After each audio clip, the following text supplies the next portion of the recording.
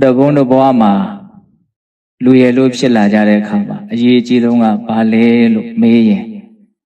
မကောင်းတာမလုပ်ဖြစ်ဖို့နဲ့ကောင်းတာလုပ်ဖြစ်ဖို့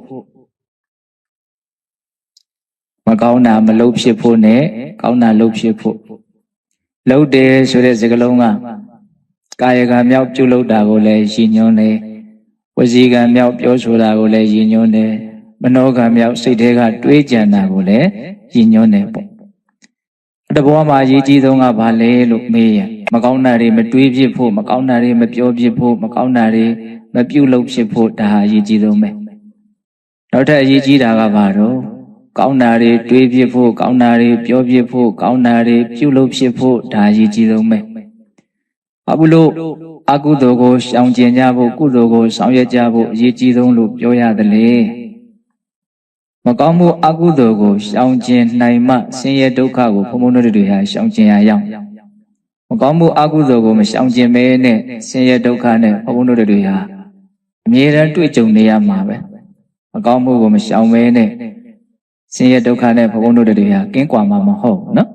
မကောင်းမှုဟာဆင်းရဲဒုက္ခရဲ့အကြောင်းဖြစ်တဲ့အတွက်ကြောင့်သူ့ကိုရှောင်နိုင်မှဆင်းရဲကိုရှောင်ရရောက်မယ်ပေါ့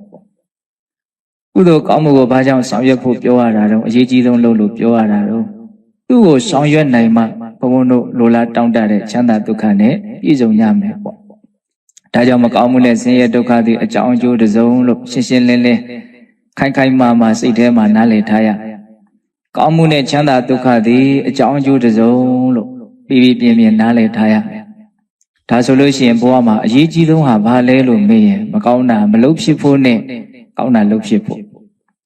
အဲ့ဒီမှာမကောင်းမှုနဲ့ကောင်းမှုရဲ့သဘာဝလေးကိုဏိဒန်းစကားလေးမှာလေးလေးနက်နက်ဘုံဘုံကဘာပြောရင်တော့ဆိုတော့မကောင်းမှုဆိုတာပယ်တတ်ခံရမယ်တရားဒီနေ့ကျရင်သူကအသက်ခံရမယ်တရားကောင်းမှုဆိုတာကပယ်တတ်တဲ့တရားကောင်းမှုရဲ့စွန့်ရည်တတ်တဲ့ဟာမကောင်းမှုကိုပယ်တတ်တဲ့သဘောရှိတယ်အဲ့ဒါဘုံဘုံတို့တွေကကုသိုလ်ကောင်းမှုတွေကမကောင်းမှုကိုအမြင့်ပြတ်ပယ်တတ်နိုင်သည့်အထိစွမ်းအားမမြင့်ညသေးလို့အကုသိုလ်လေးတွေကထနေတာအကုသိုလ်လေးတွေကဖြစ်နေတာသူ့ဘုံတို့တွေကကုသိုလ်ကောင်းမှုနဲ့အပြီးပိုင်တတ်နိုင်တဲ့အဆင့်ကိုမရောက်သေးလို့အဲ့ဒါကုသိုလ်ကိုတစ်ဖက်ကဘုံဘုံတို့ကမြင့်တင်ပေးမယ်ကုသိုလ်ကိုအည်အသွေးထက်မြက်အောင်ပြုစုပြောထောင်ပေးမယ်ဆိုရင်ကုသိုလ်ကောင်းမှုတွေအစွမ်းထက်လာတာနဲ့အမျှအကုသိုလ်ဟာမဖြစ်သွားတော့သေဆုံးသွားရလိမ့်မယ်မဉ္ဇဉ်ပူဉ္ဇဉ်ဆိုပြီးတော့ဘုန်းတော်ကုသိုလ်ကောင်းမှုတွေပြုတိုင်းတောင်းဆိုနေကြတယ်နော်အဲ့ဒါပါတော့အဲ့ဒီဆုကကောင်းမှုတွေအည်အသွေးအမြင့်မားဆုံးအဆင့်ကိုရောက်ပါရစေလို့ဆုတောင်းတယ်နဲ့အတူတူပဲဟုတ်လားအဲ့ဒါမဉ္ဇဉ်ဆိုတဲ့လောကုတ္တရာကုသိုလ်ဒုကိုရပြီဆိုရင်အကုသိုလ်တရားတွေဟာသူ့အဆင့်နဲ့သူအမြင့်ပြတ်သေးပေးရတယ်အကုသိုလ်သေးပြီဆိုလို့ရှိရင်အကုသိုလ်ဖြစ်ခွင့်မရှိတော့ဘူးသမုတ်စေတပဟာအဖြစ်ပယ်သက်ပြီးပြီဆိုရင်ဘာဆင်းရဲဒုက္ခမှဖြစ်เสียအကြောင်းမရှိတော့ဘူးဟုတ်လားဒါကြောင့်အကုသိုလ်ပယ်ရှားဖို့အတွက်ကုသိုလ်တရားကိုဘုန်းဘုန်းတို့တွေဟာမြင့်တင်ပေးရမယ်အဲ့ဒါကုသိုလ်ကောင်းမှုတွေထဲမှာအမြတ်ဆုံးအကောင်းဆုံးကုသိုလ်ကိုဘုန်းဘုန်းတို့ကလေ့ကျင့်ပြုစုပြောထောင်ပေးမယ်ဆိုရင်ကုသိုလ်တွေဟာအည်အသွေးမြင့်လာအည်အသွေးမြင့်လာလို့ရှိရင်ဘာဖြစ်လာမလဲတစ်ဖက်ကအကုသိုလ်ကိုဖယ်ရှားတဲ့လုပ်ငန်းကိုပါတခါတည်းတွဲပြီးတော့သူဟာလှုပ်သွားတယ်ဒါကိုသဘောပေါက်ဖို့လိုတယ်ဟုတ်လားဒါကြောင့်ဒီကနေ့ကုသိုလ်ထဲမှာအမြတ်ဆုံးကုသိုလ်အကောင်းဆုံးကုသိုလ်ရဲ့အကြောင်းလေးကိုဘုန်းဘုန်းတို့နာယူကြည့်ရမယ်နော်ကြာဘူးနာတော့ရှိထားကြပြီးသားဒါပေမဲ့ဒါလေးတွေကအလွန်အရေးပါတယ်မေ့ပြောက်ပြစ်တဲ့အရာတွေမဟုတ်ဘူးနောက်စိတ်ထဲမှာမထင်မရှားဝူရဝါဒထားတဲ့အရာလည်းမဟုတ်ဘူးအမြဲတမ်းထင်ထင်ရှားရှားဒါပိုင်ပိုင်နိုင်နိုင်ကိုယ်စိတ်ထဲမှာသိနေရမယ်နားလည်နေရမယ်ဟုတ်လားအကောင်းဆုံးကုသိုလ်ဘာရည်ရွယ်ချက်နဲ့ဘုံဘုံတို့ဒီကုသိုလ်ကောင်းမှုကိုပြုစုပြောထောင်ရမှာလဲလို့မေးရင်အကုသိုလ်ကိုပယ်တတ်နိုင်သည့်အထိအည်အသွေးမြင့်မားအောင်ကြိုးစားအထောက်တဲ့နေရာမှာသူ့ကိုလေ့ကျင့်ပြုစုပြောထောင်ပေးဖို့ဟုတ်လားအဲ့တော့အကောင်းဆုံးကုသိုလ်ဆိုတာဘာလဲလို့မေးလို့ရှိရင်ဘုန်းတို့ဝေလာမသုတ်တန်အရာစနစ်တကျပြောဖို့လိုမယ်ပေါ့အဲ့ဒါအကျဉ်းမြင့်လေးဘုံဘုံပြောမယ်နော်ဒီသုတ်တန်လေးကသဘောကျလွန်းလို့သဘောကျတယ်ဆိုတာကသိဖို့အလွန်တရာမှလိုအပ်တယ်ဆိုတဲ့အမြင်ကြောင့်မို့လို့သဘောကျတာဒါကြောင့်ခဏခဏပြောပြတယ်ပေါ့ဘာကြောင့်ဒီသုတ်တန်လေးကိုမြတ်စွာဘုရားဟောတော့အခုလို့ဟောတာတော့ဆိုတော့ခါတစ်ပါးမှာနာရဝိတထေးကြီးမြတ်စွာဘုရားရဲ့ကျောင်းတော်ကိုရောက်လာတယ်ရောက်လာတော့မြတ်စွာဘုရားပဋိသန္ဓရစကားအနေနဲ့တခါကြီးဒါနကောင်းမှုတွေပါလေရောပြုပြည့်ရဲ့လား ဘယ်လိုလေးမြတ်စွာဘုရားအမေးရှိအဲ့လိုမေးတဲ့အခါမှာနာရမင်းတတိကြီးကမြတ်စွာဘုရားတဲ့ဒါနကောင်းမှုတွေတော့ပြုပြပါရဲ့ဒါပေမဲ့လို့ဘုရားတပည့်တော်မှာစကွဲထမင်းပုံရင်ဟင်းမြလောက်ကိုသာတန်ဃာတော်တွေကိုလှူဒန်းနိုင်တဲ့အတွက်ကြောင့်စိတ်နှလုံးမချမ်းမသာဖြစ်ရတယ်လို့ရှောက်တယ်အဲ့ဒီအချိန်တုန်းကနာရမင်းတတိကြီးကစီဝါရေးပြက်နေကောင်းကောင်းမွန်မွန်လှူဒန်းနိုင်တဲ့အခြေအနေမှာမရှိဘူးဥစ္စာပစ္စည်းနွမ်းပါးနေလို့ရှိတာလေးပဲအဆင်ပြေအောင်လှူရတဲ့အနေထားပေါ့အဲ့လိုလျှောက်တော်မြတ်စွာဘုရားကတခါကြီးဒါနကောင်းမှုပြုတဲ့နေရာမှာတန်ဖိုးကြီးတဲ့အကျိုးပေးမြင်မာတဲ့ဒါနကောင်းမှုဖြစ်ဖို့ဆိုလို့ရှိရင်လူဘဝတ္ထုတန်ဖိုးရှိတာမရှိတာကဗราဏကြတာမဟုတ်ဘူးလူတဲ့တန်းတဲ့ပုဂ္ဂိုလ်ရဲ့စိတ်သက်မြင်မာဖို့ကသာလည်းဗราဏကြတာဒါနနဲ့မကင်းနိုင်ကြတဲ့ဒကာမတို့ဦးဇင်းတို့တွေအတွက်တန်ဖိုးကြီးမားတဲ့အဆုံးအမကိုအဲ့ဒီမှာမြတ်စွာဘုရားပေးတယ်ဒါနကောင်းမှုပြုတဲ့အခါမှာအကျိုးပေးမြင့်မားတဲ့တန်ဖိုးကြီးတဲ့ဒါနကောင်းမှုဖြစ်ဖို့ဆိုရင်လူတဲ့တန်းတဲ့ပုဂ္ဂိုလ်ဟာနံပါတ်1တရားတရားဥရှိရမယ်ဟုတ်လားနံပါတ်2တက်ကိစ္စလေးလေးစားစားလုပ်ရဒီနှစ်ချက်ကိုမြတ်စွာဘုရားအဲ့ဒီမှာတောင်းဆိုကိုလုပ်နေတဲ့ဒီဒါနကောင်းမှုဟာကောင်းတဲ့အလုပ်ဖြစ်တယ်ကောင်းကျိုးချမ်းသာကိုဖြစ်ထွန်းစေတဲ့အကြောင်းတရားဖြစ်တယ်လို့ဒါနကောင်းမှုရဲ့စွန့်ရည်တတ္တိကိုစိတ်ထဲကနားလည်ထားတာယုံကြည်ထားတာသိထားတာဒါကိုဘာခေါ်တော့တရားတရားနော်ယုံကြည်မှုနဲ့လုပ်တယ်အဲ့ဒီတရားတရားရှိမယ်ပြီးရင်ဒုလူဘဝတ္ထုကိုလည်းတန်ဖိုးမရှိလို့ဟာမလေးမစားဒါကိုပောက်ကရမလုပ်ဘူးအလူကံပုဂ္ဂိုလ်လည်းဒုပေးတာယူတဲ့ပုဂ္ဂိုလ်ဆိုပြီးတော့ထင်သေးတဲ့သဘောမျိုးမရှိဘူးပြီးတော့ကိုလုပ်တဲ့အလုပ်ကိုလည်းပဲတကယ်ဂရုတစိုက်ဒါဟာတန်ဖိုးရှိတဲ့အလုပ်ဆိုပြီးတော့လူဘဝတ္ထုရဲ့ပုံမှာရောအလူကံပုဂ္ဂိုလ်ရဲ့ပုံမှာရောကိုလုပ်နေတဲ့အလုပ်ရဲ့အပေါ်မှာရောအားလုံးရဲ့အပေါ်မှာတလေးတစားတန်ဖိုးထားပြီးတော့ဘာလို့ကြိုးစားရမယ်အဲ့ဒါဘာခေါ်တော့တက္ကိစ္စဒါနခေါ်တယ်အဲ့လိုယုံကြည်မှုနဲ့ယုံသိမှုနှစ်ခုခြံရံပြီးတော့လုပ်မယ်ဆိုရင်လူဘဝတ္ထုတန်ဖိုးရှိသည်ဖြစ်စေမရှိသည်ဖြစ်စေဒီလူကအလွန်တန်ဖိုးကြီးတယ်လို့ဟောတယ်ဒါလေးကသိတဲ့လို့ဘုံဘုံပြောပြတာဟုတ်လားအဲ့ဒါဆက်ပြီးတော့မြတ်စွာဘုရားသူဝေလာမပုံနာကြီးဘွားတော်ကလှူဒါနကိုဘလောက်ရဲရဲရောရောကြီးကြီးကျယ်ကျယ်ပြုခဲ့တဲ့ဆိုတာကိုတခဏတနာဟောတယ်မလှူဘူးတာမရှိရအောင်တော့လှူတယ်ရွှေလင်ပန်းထဲမှာငွေတွေယတနာတွေထည့်ပြီးတော့လှူတယ်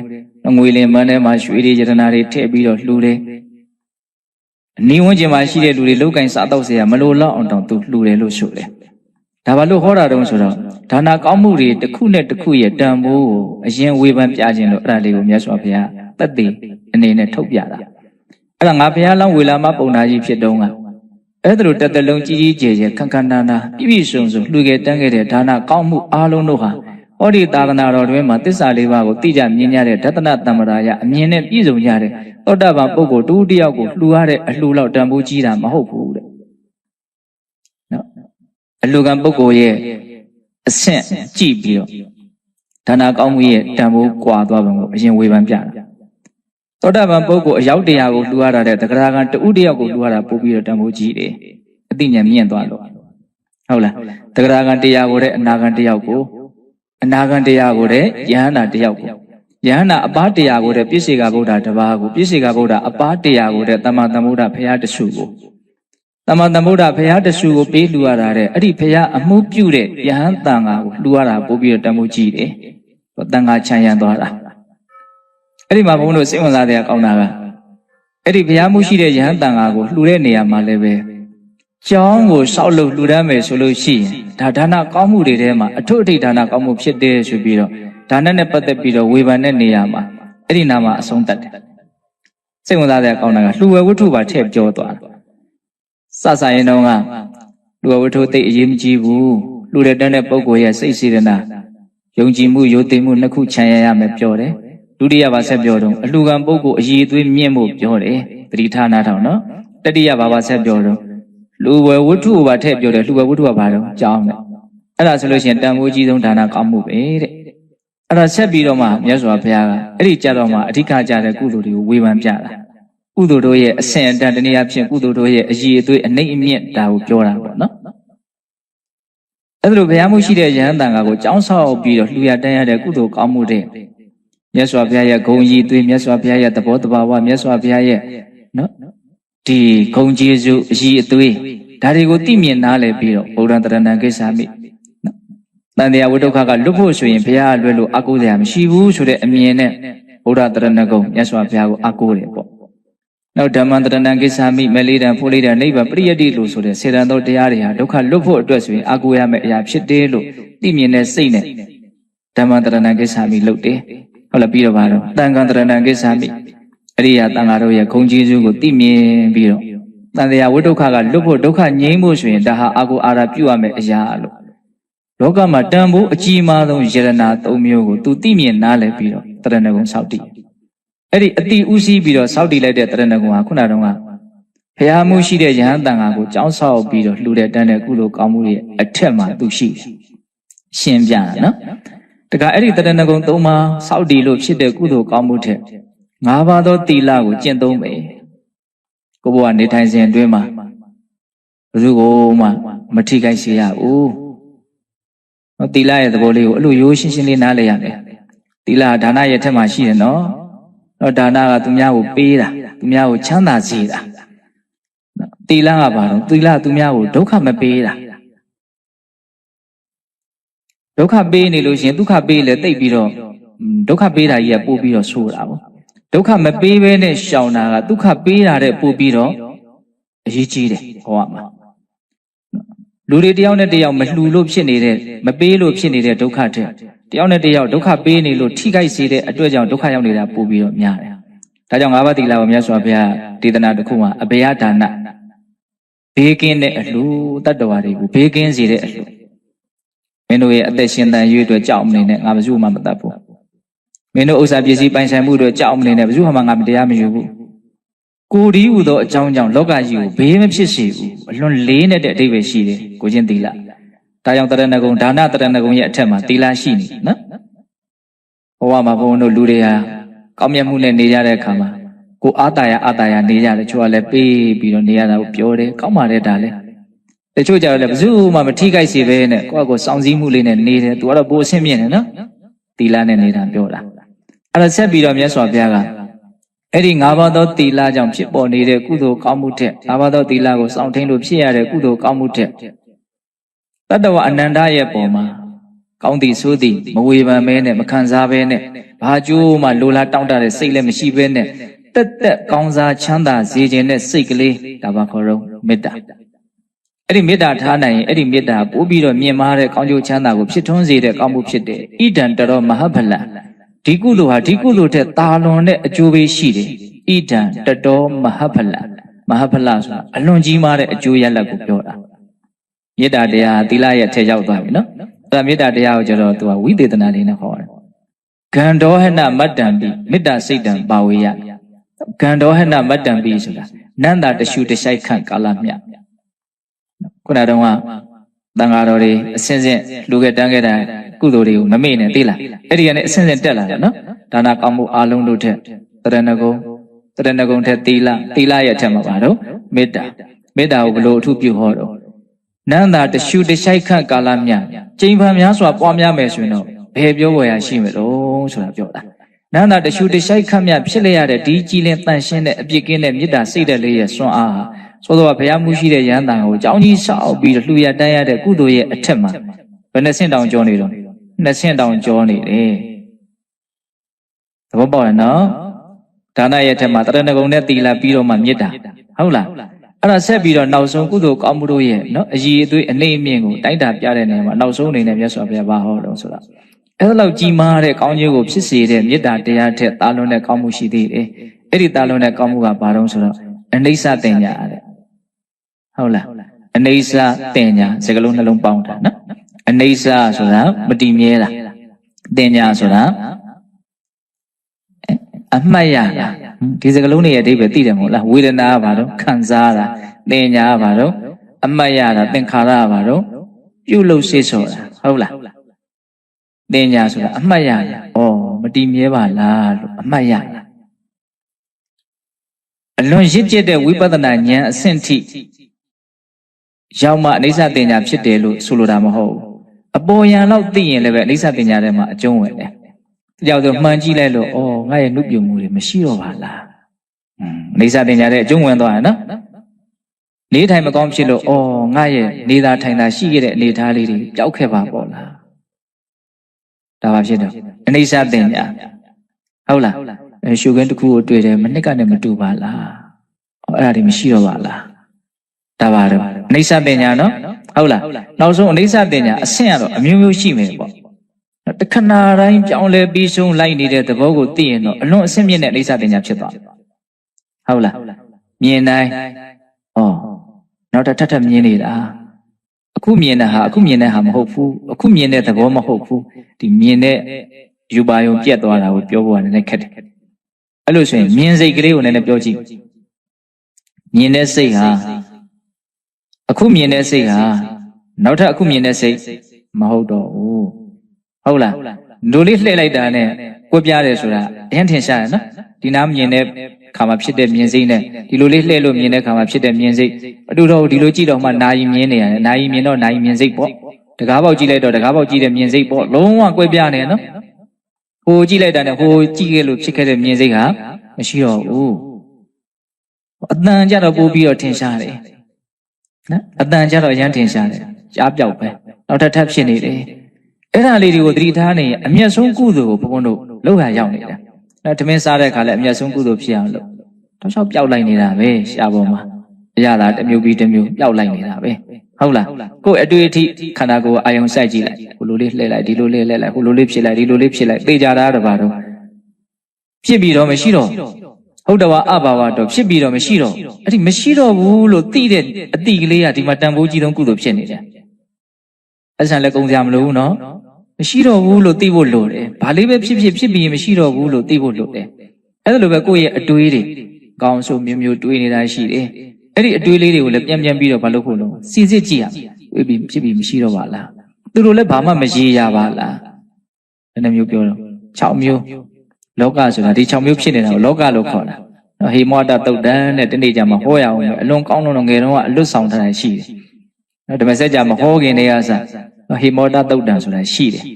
ဟေမောတနမင်းနဲ့တတဂိရိနမင်းတို့ရဲ့အကြောင်းဟုတ်လားမြတ်စွာဘုရားရဲ့ဂုဏ်တော်တွေအဲ့ဒီမှာလောကဆိုတာဘာဟုခေါ်တာတုံးလို့မေးတော့မြတ်စွာဘုရားလောကဆိုတာဒီ6မျိုးဖြစ်နေတာကိုလောကလို့ခေါ်တာမြင်မှုကြားမှုအနံ့ရမှုစားသောက်မှုတွေးထီမှုတွေးကြံမှုဟုတ်လားဒါတွေဖြစ်နေတာပါခေါ်တော့လောကအဲ့ဒီလောကဖြစ်တိုင်းလောကဆိုတဲ့စကားလုံးလေးရဲ့အဓိပ္ပာယ်ကိုလည်းပါတော့လှုပ်စတိပလုစတိတိလောကောနော်ဖယိုဖယပြိုကွဲပျက်စီးနေလို့လောကလို့ပြောတာပဂရိမျက်စိနဲ့ကြည့်ရင်တော့ဖယိုဖယပြိုကွဲပျက်စီးနေတာသိမမြင်ရဘူးမထင်ရှားဘူးတကယ်ဉာဏ်မျက်စိနဲ့ကြည့်ရင်အမြဲတမ်းသဘာဝတရားအလုံးဟာဝေယုံသုံးကားသွားနေတာအထူးသဖြင့်ကိုယ်ခန္ဓာကိုယ်ကြီးကိုကြည့်ရင်ပိုထင်ရှားတယ်တစ်ပင်လေးတွေကြည့်ရင်လည်းဘုံဘဝစိတ်ဝင်စားတယ်တစ်ပင်လေးတွေကတလားလောက်နေရင်မတူတော့ဘူးလေသူ့ရဲ့ပုံစံဟောပါအရွက်တွေပါလေအကုန်လုံးမတူတော့ဘူးပြောင်းလဲမှုရှိတယ်ပြီးခဲ့တဲ့တလားနဲ့အခုချိန်နဲ့အမြဲတမ်းပြောင်းလဲမှုရှိတယ်အဲ့ဒါပါတော့အချိန်တိုင်းသူဟာပြောင်းနေတယ်တဲ့ဓာတ်ဟာအမြဲတမ်းတိုးတက်တဲ့ရွယ်ရှင်လဲတိုးတက်မှုနဲ့ပြောင်းနေတယ်ပေါ့ဟုတ်လားလှိုင်းတစ်ခုလိုပဲသူအပေါ်တက်သွားတယ်ပြီးရင်ပြန်ကျထာဝရရှင်နေတဲ့တစ်ပင်လိုလည်းမရှိဘူးသူတို့ရဲ့အတွင်းထဲမှာအမြဲတမ်းပြောင်းလဲနေတဲ့သဘောကိုဘုန်းတို့ကစိတ်နဲ့ကြည့်မယ်ဆိုရင်မမြင်နိုင်ဘူးလားသိနိုင်တယ်ပဲမျက်စိနဲ့တော့မမြင်ရဘူးနော်အဲ့ဒါထက်ပိုပြီးတော့ကြောက်မက်ဖွယ်ရကောင်းတဲ့ပြောင်းလဲမှုနဲ့ပြောင်းလဲနေရတော့ကိုယ့်ဘဝကိုယ်ခန္ဓာကိုယ်ကြီးပဲအမြဲတမ်းပြောင်းလဲနေတယ်လေအဝင်ထွက်နဲ့လည်းပဲပြောင်းလဲမှုဟာထင်ရှားတယ်အစာအဝင်ထွက်နဲ့လည်းပြောင်းလဲမှုဟာထင်ရှားတယ်ရေအဝင်ထွက်နဲ့လည်းပြောင်းလဲမှုဟာထင်ရှားတယ်အချိန်တိုင်းတကယ်ကိုမှဝေယုံသုံးကားဟုတ်လားသွေးတွေလှက်ပတ်နေတာကိုအလွန်ကောင်းတဲ့ကင်မရာနဲ့ရိုက်ပြမဆိုကြောက်တောင်ကြောက်သွားတယ်ကိုယ့်ဘောကိုယ်ခန္ဓာကိုယ်ကြီးဟုတ်လားအဲ့တော့ဘာတွေတုံးလို့မေးလို့ရှိရင်အကုန်လုံးဟာပြောင်းလဲနေတယ်ပြီးဆုံးလိုက်နေတယ်ဟုတ်လားအဲ့ဒီသဘာဝလေးဟာအလွန်မှန်ကန်တဲ့သဘာဝတရားအဲ့ဒါကိုမြင်လို့ရှိရင်အမှန်ကိုသိလို့ဖြစ်တဲ့စိတ်ကလေးဟာပါတော့ကုသိုလ်စိတ်ပဲအဲ့ဒါပါခေါ်တော့အနိစ္စတင်ညာအဆင့်အမျိုးမျိုးရှိမယ်နော်မြင်ရတာကြားရတာတွေအကုန်လုံးကိုအခြေခံပြီးတော့ပြောင်းလဲနေပါလားဖြစ်ပြီးတော့မရှိတော့တဲ့သဘောတွေပါလားလို့သိနိုင်တော့အကောင်းဆုံးပေါ့ဟုတ်လားကျန်တာတွေကိုလည်းဘုံဘုံတို့အကျဉ်းမြင်သုံးသပ်နိုင်ရမယ်ဘာပဲဖြစ်ဟုတ်လားဘယ်သူကိုမြင်တယ်ဩငိုတော့နဲ့မတူတော့ပါလားသွားဒိဋ္ဌိရအောင်သွားဒါဟာအမျက်ဆုံးကုသိုလ်ဆိုတဲ့အသိရှိလို့ရှိရင်ရချင်မှာပဲနော်ဒိဋ္ဌိရအောင်သွားမြတ်စွာဘုရားအလွန်ဖြစ်စေခြင်းတာအဲ့ဒီအမျက်ဆုံးကုသိုလ်ကိုမြတ်စွာဘုရားဝိသေသနာဘလို့လေးမှာပြီးတော့ပြောတော့မေတ္တာကြတော့ကန္တောဟနမတ္တံပိနန္တာတရှုတရှိုက်ခံမြနေသတင်ညာတော့ဣစ္ဆရာသင်္ကတမတ္တံပိလက်ဖြစ်တဲ့ဒီခံကာလများနော်အချိန်ကာလအကြာကြီးမမြဲမှုကိုသိနေတယ်ဆိုရင်ဘယ်ပြောဝယ်ရရှိမလို့သူတို့ကအနှဲငယ်များပြင်ဖြစ်တော်လည်းပဲအလွန်စွမ်းထက်တယ်ပေါ့ ရွှေဆိုရင်ဘုန်းတော်လက်ထိလက်မလောက်ဆိုရင်ကိုဒါပါတော့အများကြီးသုံးရတယ်ပေါ့နော်တန်ဖိုးရဲ့သဘောကိုပြောပြတာဟုတ်လားအဲ့တော့ဒီအနိစ္စတင်ညာရဲ့တန်ဖိုးကိုဘုန်းတော်ကနားလည်ထားမယ်မြတ်စွာဘုရားရဲ့တပ္ပိယုတ္တဉာဏ်ကိုယုံကြည်သောအဖြစ်ဒါအလွန်အကျိုးပေးကြီးမားတဲ့ကုသိုလ်ထဲ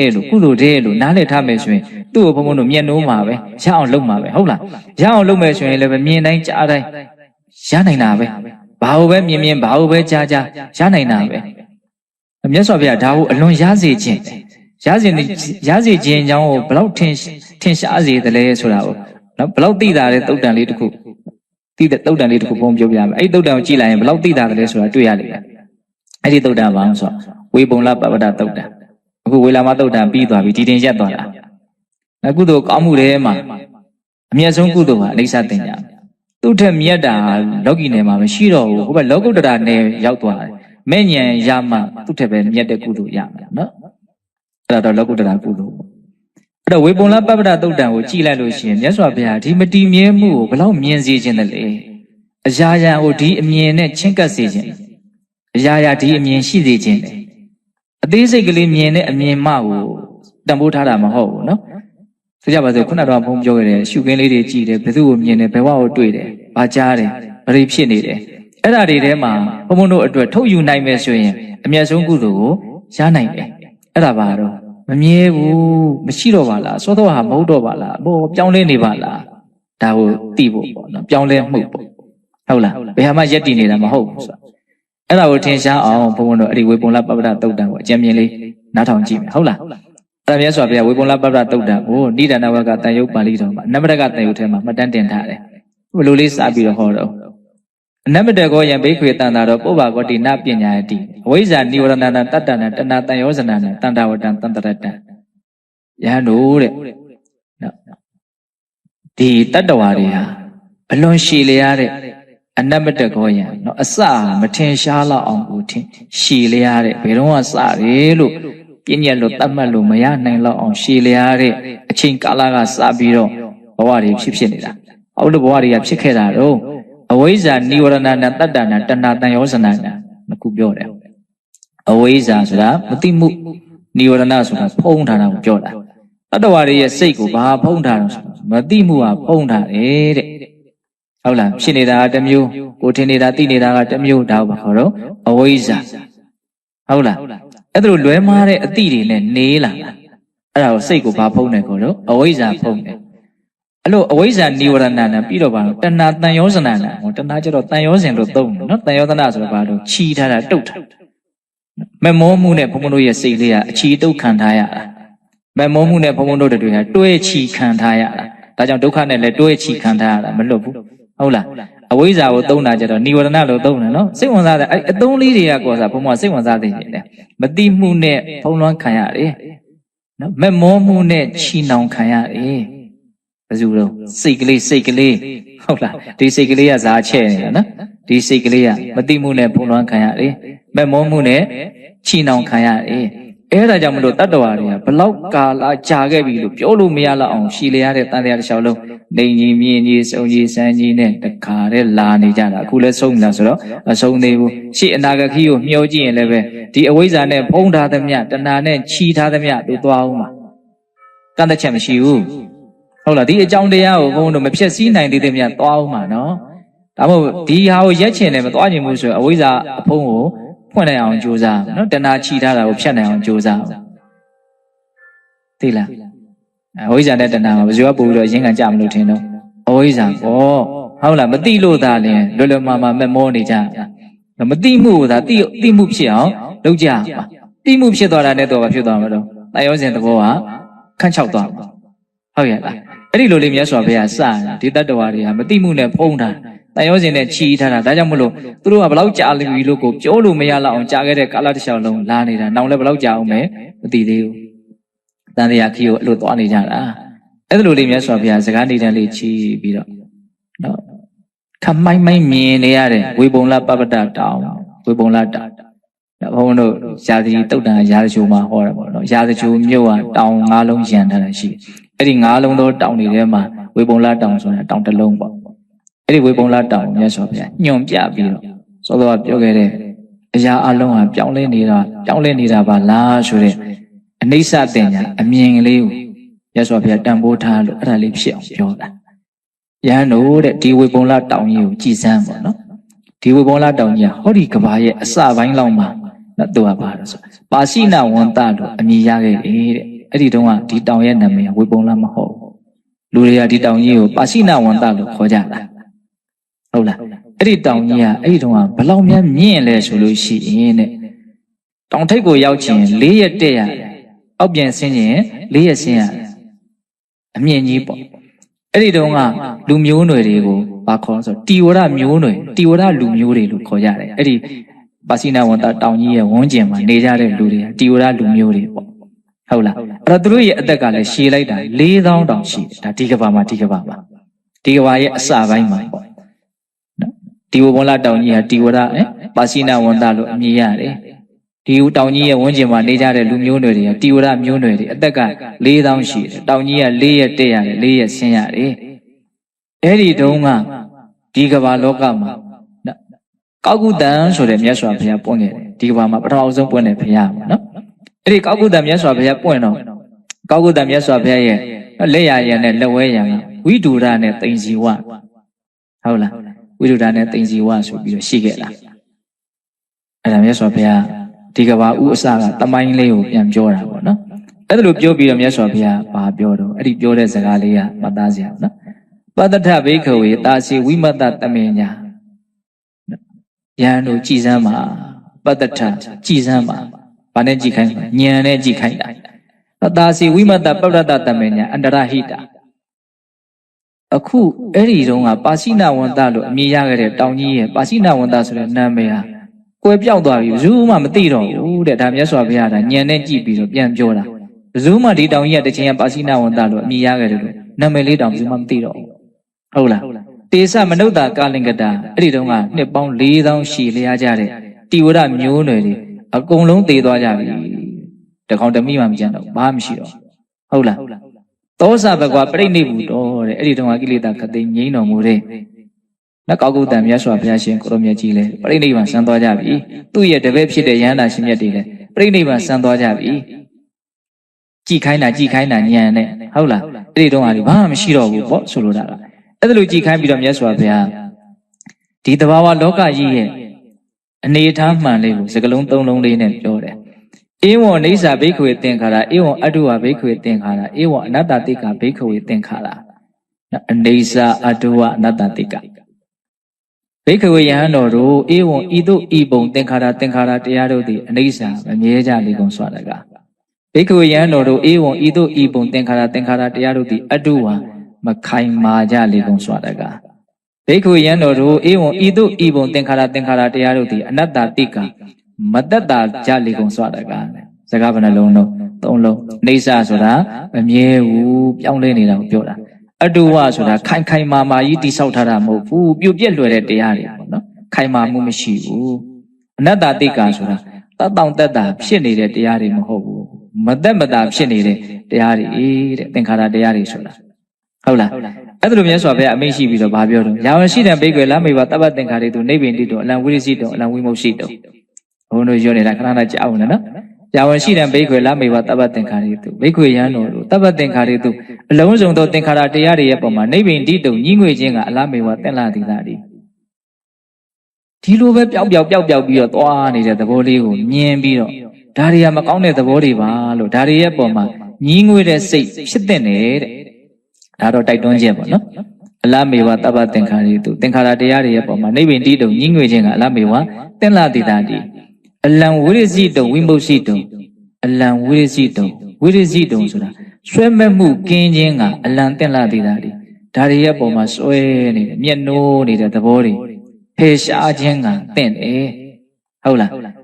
အလံဝိမုတ်စိတုနော်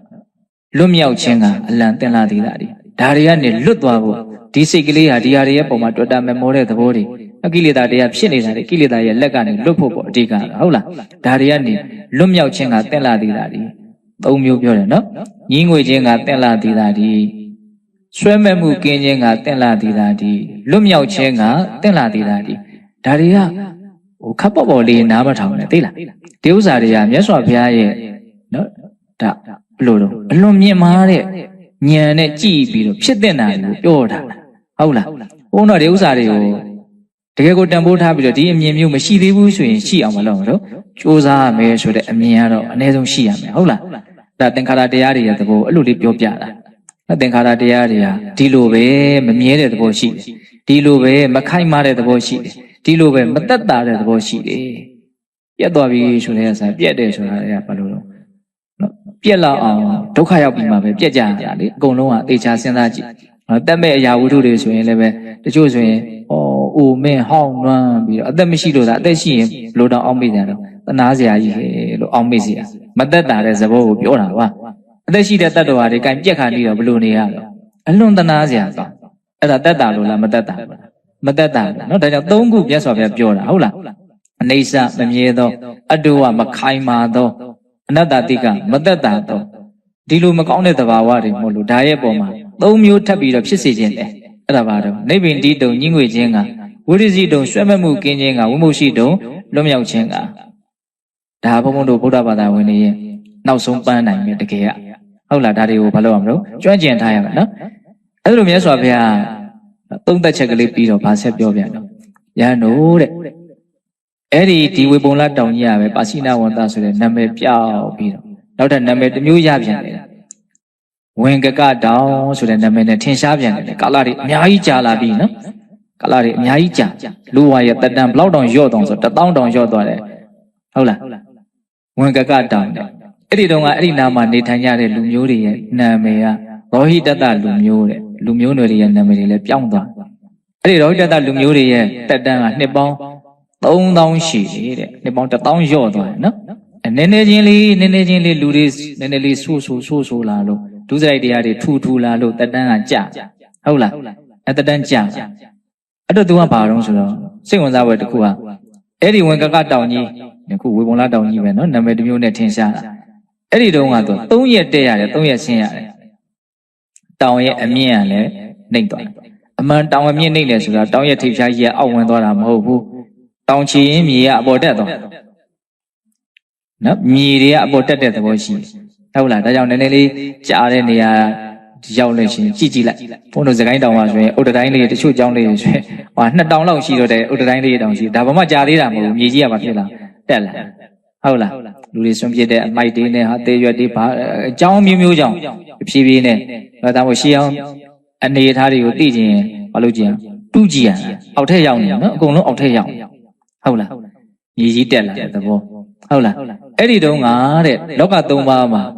ကောက်ကုသမြတ်စွာဘုရားပြီးတော့ပါတော့ကောဏဂုံမြတ်စွာဘုရားပွင့်တယ်အဲ့ဒီကောဏဂုံမြတ်စွာဘုရားလက်ထက်မှာနော်လက်ရတော်ရန်လက်ဝဲတော်ရန်ကဘိန်ယောသနဲ့ဥတ္တရမထေရမြတ်ကြီးတွေရဲ့နာမည်ပါမြတ်စွာဘုရားပေါ်ထုတ်ပြီးတော့ပြောတာဟုတ်လားအဲ့ဒါလိုဖြစ်ခဲ့ကြတယ်အခုကြည့်စမ်းစောတော်တော်ကသုံးသက်ချက်အတိုင်းလာတာပဲနပတ္ထဘိက္ခဝေတာစီဝိမတ္တတမညတာစီဝိမတ္တတမညပပတ္တပပတ္တဘိပပတ္တတမညအန္တရဟိတာတေသမနုဿကာလင်္ကတသောဇဘဝပြိဋိဘုတော်တောင်ကြီးရဲ့ဝင်ကကဆိုတဲ့နာမည်ဟာကွယ်ပြောက်ခဲ့ပြီမြတ်စွာဘုရားလည်းပဲလူတွေလည်းပဲသိဆုံးသွားကြပြီမြတ်စွာဘုရားလည်းပြိဋိဘံဆံသွားပြီအဲ့ဒါလိုလေးသုံးသပ်ပြီးတော့သောတော်တော်အတိုင်းတဘာဝလောကကြီးရဲ့အမှန်တရားကို3ချက်ထုတ်ပြပြီးတော့ဖြစ်စီခြင်းတာကိုလည်း3ချက်ပဲပြောတယ်နော်တဘာဝတရားကြီးရဲ့သဘောမှန်ကအနိစ္စအတုဝအနတ္တတိကအိဋ္ဌဆိုတာဘာလို့မမြဲတာအတုဝဆိုတာမခိုင်မာတာ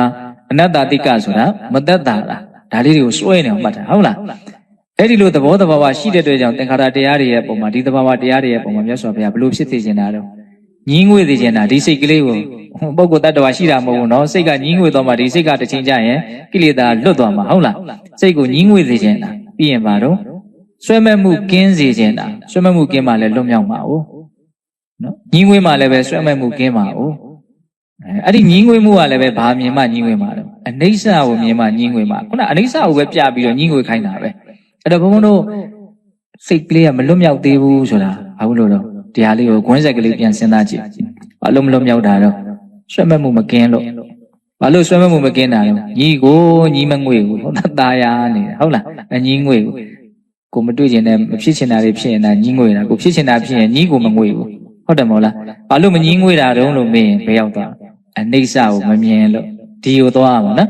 နော် နောက်ထပ်ကွင်းဆက်လေးတစ်ခုထပ်မှတ်ပါအောင်အဲ့ဒီအနေဆာကိုမြင်ခြင်းလေဆိုရင်အနေဆာကဘာလို့မမြင်တာလဲလို့မေးရင်ဖြစ်ဆဲတရားတွေရဲ့ပုံမှာတတိမရှိလို့အနေဆာကိုမမြင်တာအကုန်အမှတ်တမဲ့ပဲလ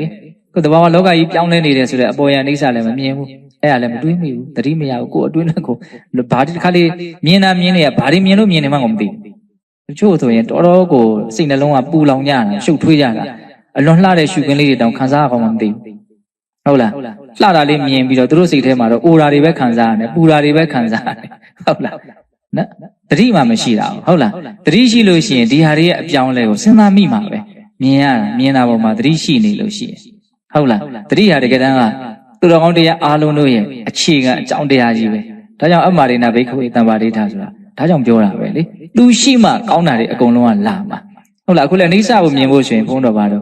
့ဖြစ်စေပြစ္ဆုတ်ပံတဘာဝလေးပေါ်မှာတတိရှိရမယ်အခုဖြစ်တယ်အခုဖြစ်တယ်ပြစ္ဆုတ်ပံလည်းအချိန်တိုင်းပြောင်းနေတာဖြစ်တဲ့ကြောင့်တတိရလည်းဘာလို့အချိန်တိုင်းပြောင်းလိုက်နေရမယ်ဟုတ်လားဒါကြောင့်မလို့ရက်မတွေးနဲ့ဆက်သီးလို့ပြောတာရက်တွေးနေဘုံဘုံတော့ဟုတ်လားဘာလို့ဆက်သီးသွားနေတာဆက်သီးအတိစိတ်လေးအတိညာမြန်ရလေရမယ်ဘာလို့သိမှာလဲဆိုတော့အိဋ္ဌကိုသိအိဋ္ဌအတိတန်ရန်နေပြီးတာညီငွေမှုဖြစ်မယ်ညီငွေမှုအာတန်လာလို့ရှိရင်ဆွဲမမှုကင်းသွားမှာပဲဆွဲမမှုကင်းပြီဆိုရင်တော့သူကအာတန်ကိုစောင့်တယ်မလို့တော့ဆွဲမမှုကင်းသည်ချမ်းမဲ့မှာလွတ်မြောက်မှုကတန်းလာတာပဲမဲ့ညံပြီးရင်ဘုံညာအကလိကကာလမချဘူးတရားကုံတော်9ပါးထဲမှာတရားကုံတော်6ပါးထဲမှာအကလိကောဆိုတာအဲ့ဒါကိုဓာတ်ရိုက်ပြောတာကျန်တာတွေကအချိန်ဆောရတယ်ဆွဲတော့ဒါနကောင်းမှုလှူတယ်နောက်ပေါ်ကျမှနတ်ပြည်ရောက်တာရှိတယ်ဟုတ်လားကျုပ်လှူတယ်နောက်ကျမှအကျိုးပေးတာရှိတယ်တချို့သူတော်ကောင်းတရားတွေကကာလစောင့်ရတယ်အခုလို့အခုချမ်းသာတာမဟုတ်သေးဘူးအခုဖြစ်ပြီးအခုကိုကောင်းသွားတာချမ်းသာသွားတာအကျိုးရလက်တောက်လျှောက်ထွက်တာအဲ့ဒီမဲ့ညာနဲ့ဟိုညာအဲ့ဒါဘာခေါ်တော့အကလိကောဒါတဘာဝလေးတွေကိုစဉ်းစားဖို့ပြောတာဟုတ်လားအဲ့ဒါလိုမြတ်စွာဘုရားကြည်ကြဉာဏ်နဲ့ကြည်ကြမြင်အောင်ကြည်ကြဖြစ်တဲ့နာတော့အဲ့ဒါပဲဟုတ်လားအဲ့လိုလေးပြောပြီးတော့ပါတော့ထပ်ပြီးတော့တတိယပိုက်ဟောမယ်နော်ဒါအဲ့ဒီတောင်ကြီးရပဲလာအောင်မယ်နာမည်ပြောင်းမယ်သူပတ္တတောင်လို့အမည်တွင်မြန်နေတဲ့သူပတ္တဆိုတာမကြည့်လို့ကောင်းနေဆိုတဲ့အဓိပ္ပာယ်ရှုခင်းလှတဲ့တောင်ကြီးပေါ့အဲ့ဒီတောင်ကြီးရဲ့ဝန်းကျင်မှာနေကြတဲ့လူမျိုးတွေကသုတ်ပိယမျိုးနွယ်တွေတဲ့ကတ္တဗမြတ်စွာဘုရားပွင့်တော်မှာသုတ်ပိယမျိုးနွယ်တွေလူဖြစ်နေကြပြီဟုတ်လားသူတို့ကနှစ်ပေါင်းဘယ်လောက်ကြာတော့2000 1000ရောက်သွားပြန်ပြီနော်နှစ်ပေါင်း2000အဲ့ဒီသူပတ္တတောင်ကြီးက2ရက်တက်ပြီးတော့2ရက်ဆင်းရတယ်ဟုတ်လားအဲ့ဒီအချိန်မှာကတ္တဗမြတ်စွာဘုရားပွင့်တယ်နော်တိတ်တနဲ့ဘာရောရာဇဆိုတဲ့လက်ရတော်လက်ဝဲတော်ရဲ့အက္ခတဝက2ပါးထွန်းကားတယ်ဟုတ်လားအဲ့ဒါတွေကိုမြတ်စွာဘုရားပြောပြီးတော့ကြည်ကြဂိုင်နော်အဲ့ဒီတောင်ကြီးရဲ့နာမည်လည်းပျောက်ကွယ်သွားပြီဘယ်သူမှသုတ်ပိယသူပတ္တလို့ဘယ်သူမှမသိတော့ဟုတ်လားအဲ့ခေတ်ကလူတွေအကုန်သေးသွားကြပြီမြတ်စွာဘုရားလည်းပြိဋိနိဗ္ဗာန်စံသွားပြီအဲ့လိုပြောပြီးတော့သင်္ခါရတရားကိုဘယ်နှချက်သုံးသပ်ပြတော့သဘောမှ3ချက်အနေစာအတုဝါအနတ္တတိကမမြဲသောမခိုင်မာသောမတတ်တာသောသဘောရှိတယ်ဒါကြောင့်ဖြစ်စေချင်တာကဖြစ်တဲ့နာကဘယ်တစ်ချက်ပြောတော့3ချက်နိဗ္ဗိန္တိတုံညီငွေခြင်းကဝိရိစီတုံဆွဲမဲ့မှုကင်းခြင်းကဝိမု सी တုံလွတ်မြောက်ခြင်းကဒါတွေကိုစိတ်ထဲမှာအထက်ထက်ဘုံဘုံတို့ကျွမ်းကျင်အောင်လုပ်တာမှတ်တာဒီဥစ္စာတွေဟုတ်လားဒါတွေကအနှစ်သာရပဲနော်အဲ့လိုဖြစ်တဲ့တယ်လို့ပြောပြီးတော့ဟောနောက်ဆုံးအပိုက်ရောက်လာပြီဟုတ်လားနောက်ဆုံးအပိုက်ကဘာတော့မျက်မှောက်ခေရောက်လာပြီပေါ့နော်မြတ်စွာဘုရားလက်ထက်ရောက်လာပြီအဲ့တော့သောတုံးကသူပတ္တဆိုတဲ့တောင်ကြီးရဲ့နာမည်ကဝေပုံလလို့ခုထင်ရှားနေတယ်ဟုတ်လားတောင်ကလည်းပဲနှိမ့်ကြသွားလိုက်တာကာလကပိုးကြသွားပုံရတယ်အဲ့ဒီတုတ်တန်ကိုထောက်ဆသောအဖြစ်တက်တန်းကလည်းပဲ2000တန်းကနေ100တန်းအထိရောက်သွားဘုန်းဘုန်းတို့မြတ်စွာဘုရားဟုတ်လားတောင်ကြီးကလည်းပဲကြည့်နော်သမိုင်းကြောင်းကအရန်သဘာဝကြတယ်မြတ်စွာဘုရားဟောထားတာသိလားတောင်ကလည်းပဲ2ရက်တက်ရတဲ့အနေထားနဲ့တမဟုတ်ချင်းရောက်နိုင်တယ်ခဏလေးနဲ့ရောက်သွားတယ်အပြေးလေးတက်လိုက်တောင်ကနှိမ့်လေးပဲရှိတော့ဟုတ်လားမြေကြီးတွေအများကြီးတက်သွားပြီတက်တန်းကလည်းအများကြီးထိုးကြသွားပြီအဲ့လိုဆိုဘုံဘုံစဉ်းစားကြည့်တယ်ပေါ့နော်အာဟုတမြတ်စွာဘုရားနဲ့ကောဏဂုံမြတ်စွာဘုရားနှစ်စုကြားကာလကောဏဂုံမြတ်စွာဘုရားနဲ့ကတ္တဗမြတ်စွာဘုရားကြားကာလသူတို့ကတိတ်ပြီးတော့မကွာဘူးတက်တန်းကလည်း1000စီပဲဆုပ်တောင်ကြီးကလည်း1ရက်တက်စီပဲဆုပ်ကွာတာဘယ်သူပဲဘုရားနဲ့ပဲဘုရားလက်ထက်ကွာနေတော့ကတ္တဗမြတ်စွာဘုရားနဲ့ဂေါရမမြတ်စွာဘုရားလက်ထက်ကအယံကွာနေတယ်တက်တန်းကလည်း100ပဲကျန်တော့တောင်ကြီးကလည်းတမဟုတ်ချင်းပဲတက်လို့ရတယ်အဲ့ဒီနှစ်ခုကလည်းပဲအလုံးကိုပဲစိတ်ဝင်စားတွေကကောင်းအောင်နေနော်ဘလောက်သဘာဝကြာကာလကြာလို့သာလျှင်တောင်ကြီးကလည်းပဲနှိမ့်သွားတာပေါ့မြေကြီးတွေအများကြီးတက်လာလူတွေရဲ့တက်တန်းကလည်းတဖြည်းဖြည်းချင်းဆုတ်တဲ့ဥစ္စာအကင်ဆုတ်သွားလိုက်တာ 1000 တန်းတောင်ဘုရားမပွင့်ဘူးနော်ခုချိန်1000 တန်းလေးဆိုရင်တော်တော်ကောင်းမှာခုတော့တော့100 တန်း100 တန်းတောင်ဒီလောက်လောဘဒေါသကြီးနေ1000 တန်းဆိုရင်ပုံမြန်ကြီးမလားလို့လည်းစဉ်းစားတယ်အနာဂတ်ရေးတွေးလို့ရှိရင်နှစ်ပေါင်း1000 တောင်နေရအောင်မှာကုန်ရှာအောင်မှာဟုတ်လားနောက်ထပ်နေ့လေး20 30သားလေးတောင်ဘုန်းတို့ဘယ်လောက်လောဘဒေါသကြီးတို့တခါလေအဲ့လိုလဲစဉ်းစားကြည့်တယ်အကြာကြီးနေရမယ်ဆိုရင်ပုံမြန်လောဘဒေါသကြီးမလားမသိဘူးလို့ဒါပေမဲ့တက်တန်းရှည်တဲ့ကာလတွေမှာတော့ကိလေသာနည်းတယ်လို့အဲ့လိုတော့လည်းပဲစာလေးထဲမှာတွေ့ရတယ်ပေါ့နော်ထားတော့အဲ့ဒီမှာမြတ်စွာဘုရာ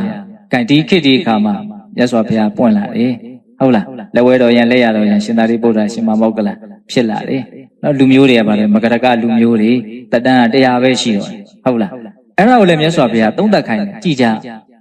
ဟုတ်လားဒီဝေပုံလန်းဆိုတဲ့ဒီတောင်ရဲ့နာမည်ဟာတစ်ချိန်မှာကွယ်ပြောက်သွားအောင်မှာဟောသူကျတော့အနာဂတ်နဲ့ဟောတာကွယ်ပြောက်ခဲ့ပြီမဟုတ်တော့ဘူးနော်ကွယ်ပြောက်သွားအောင်မှာဟုတ်တယ်အခုအိန္ဒိယသွားကြည့်ရင်အဲ့ဒီတောင်ရဲ့နာမည်ဝေပုံလန်းလို့ဟုတ်ကောင်းမှဟုတ်တော့မယ်ဟုတ်လားဘယ်လိုများခေါ်နေကြတယ်တော့မသိဘူးဒါမှမကြားသေးရင်ပေါင်း2500ပဲရှိသေးတယ်ဟုတ်လားမကရကလူမျိုးတွေမရှိတော့ဘူးတဲ့အကုန်လုံးမရှိတော့တဲ့အနေအထားကိုရောက်သွားအောင်မယ်ငါဖះလည်းပြိဋိဘံဆန်းသွားလိမ့်မယ်ယဟန္တာရှင်မြတ်တွေလည်းပြိဋိဘံဆန်းသွားလိမ့်မယ်အဲ့ဒီလိုဖြစ်မဲ့အခြေအနေကိုကြည့်ပြီးတော့သုံးသက်ချက်နဲ့ဖြစ်စေခြင်းနဲ့ဆန္ဒ3ခုကတော့အတူတူပဲသင်္ခါရတရားတွေကအဲ့ဒါလို့အနိစ္စမမြဲတဲ့သဘောရှိတယ်အတုဟာမခိုင်မာတဲ့သဘောရှိတယ်အနတ္တတိကမသက်တာတဲ့သဘောရှိတယ်ဒါကြောင့်မလို့နိဗ္ဗိန္တိတုံညင်းငွေခြင်းကလာမေဝတင်လာသေးတာဒီဝိရိစီတုံဆွဲမဲ့မှုကင်းခြင်းကအလံတင်လာသေးတာဒီဝိမုရှိတုံလွတ်မြောက်ခြင်းကအလံတင်လာသေးတာဒီဟုတ်လားဖြစ်စေခြင်းနဲ့ဆန္ဒလေးအဲ့ဒါပဲဒါမှတကယ်ချမ်းသာမှာဒုက္ခချုပ်မှာပေါ့နော်အဲ့ဒါလိုလေးမြတ်စွာဘုရားအမိန့်ရှိပြီးတော့ဏိဂုံးပိုင်းမှာဂါထာလေးနှစ်ပုဒ်ဟောတယ်အဲ့ဒီဂါထာနှစ်ပုဒ်ရဲ့နောက်ဂါထာကအနှစ်သာရပေါ့ပထမကတော့သူကတောင်နေရဲ့နာမည်လောက်ပဲပြောတယ်ဒုတိယဂါထာကဒီလူတွေအကုန်ရအနိစ္စဝတ္တသင်္ခါရဥပါဒဝယဓမိနောဥပိစိတ်တဝါနိရောဓံတိတေတံဥပသမောဒုက္ခဟုတ်လားအနိစ္စဝတ္တသင်္ခါရတရားမှန်တယ်များမမြဲတဲ့သဘောသာရှိတယ်ဥပါဒဝယဓမိနောဖြစ်ပြီးရင်ပျောက်ကွယ်သွားတဲ့သဘာဝတွေ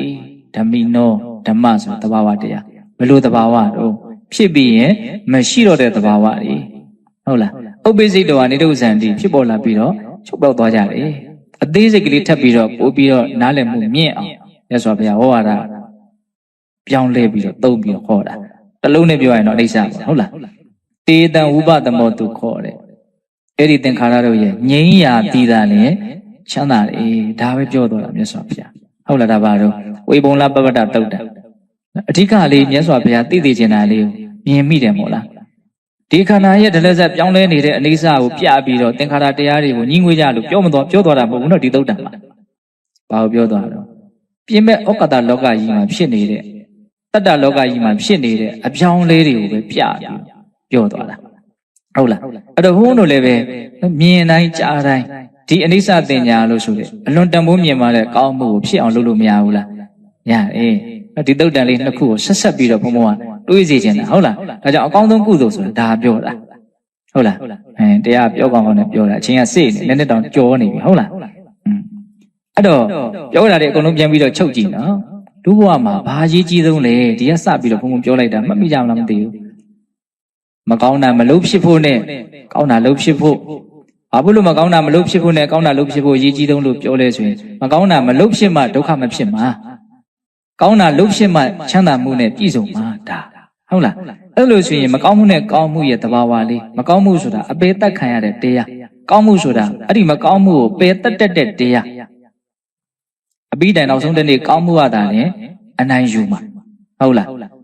အနိုင်ယူတယ်ဆိုတာကသူကအဆုံးစွန်ကိုပြောတာနော်အကုသိုလ်ကတတ်လို့ကုသိုလ်ကအပြီးပိုင်သေတယ်လို့ထုံးစံမရှိဘူးကုသိုလ်ကတတ်လို့တာလေအကုသိုလ်ကအပြီးပိုင်သေတဲ့ထုံးစံရှိတယ်ဒါသဘာဝအတိုင်းဒီတိုင်းပဲဟုတ်လားအဲ့တော့ဘုန်းတော်ကကုသိုလ်ကိုသာအရှင်းမြင်အောင်လုပ်နေမယ်ဆိုရင်တစ်ဖက်ကဒုက္ခကိုဖြစ်စေမဲ့အကုသိုလ်ဟာသေပေးရမယ့်အနေအထားရှိဟုတ်လားအဲ့တော့ဘယ်အလုပ်ကလက်တွေ့တကယ်ကိုလုပ်ရမှာလဲလို့ကုသိုလ်ကိုကဖြစ်အောင်အစင်အတန်းမြင့်အောင်လုပ်ရဟုတ်လားကုသိုလ်ကိုအည်အသွေးမြင့်တင်လို့ကုသိုလ်အည်အသွေးမှီပြီးဟေ့ဆိုတာနဲ့အကုသိုလ်ဟာအလိုလျောက်ပါဖြစ်သွားမှာနော်သေပေးရအဲ့တော့ဘုန်းတော်ကဘာကိုအာယုံစိုက်ပြီးတော့လုပ်တော့ကုသိုလ်တွေကိုအစင်အတန်းမြင့်အောင်လုပ်ရမယ်အစင်တန်းမြင့်အောင်လုပ်ဖို့ဆိုလို့ရှိရင်အစင်တန်းအမြင့်ဆုံးကုသိုလ်ရဲ့သဘာဝကိုနားလည်ရတယ် နောက်အစင်တန်းအမြင့်ဆုံးကုသိုလ်ဟာလောကုတ္တရာကုသိုလ်မဲ့ဉာဏ်ပဲလေသူပဲကိလေသာအကုသိုလ်တွေကိုတတ်ဟုတ်လားအဲ့ဒီမဲ့ဉာဏ်ဆိုတော့အစင်တန်းအမြင့်မားဆုံးလောကုတ္တရာကုသိုလ်ကြီးကိုရကျင်တယ်ဆိုလို့ရှိရင်နော် तू ကအလကားမိုးကြရွှေကိုဖြစ်လာတာမဟုတ်ဘူးဟုတ်လားသူ့ရှိရအရင်အနည်းတွေအကြောင်းတရားတွေအများကြီးပြည့်စုံမှ तू ကရပါအဲ့တော့သူ့ရှိရ तू ရဖို့အတွက်ပြည့်စုံမဲ့အကြောင်းတရားဘာလို့ဆိုတော့အဲ့ဒီအနိစ္စမတည်မြဲမှုကိုသိတဲ့ဉာဏ်ပညာတွေမြင်မအောင်တိဆောက်ဖို့ပဲဒါပဲဟုတ်လားဒါကြောင့်မို့မြင်သမျှကြားသမျှတွေးသမျှအကုန်လုံးဒါလေးကိုဘာလို့သင်တော့အမှတ်ရသင့်နော်ဒါအဓိကပဲလို့စိတ်ထဲမှာစွဲသင့်တယ်ပေါ့ဟုတ်လားအဲ့တော့ကိုယ်ခန္ဓာမှာဒလဇတ်ဖြစ်ပေါ်နေတဲ့သဘာဝတရားတွေကိုအသေးစိတ်သိပြီးတော့အချိန်ပြည့်မနေနိုင်တောင်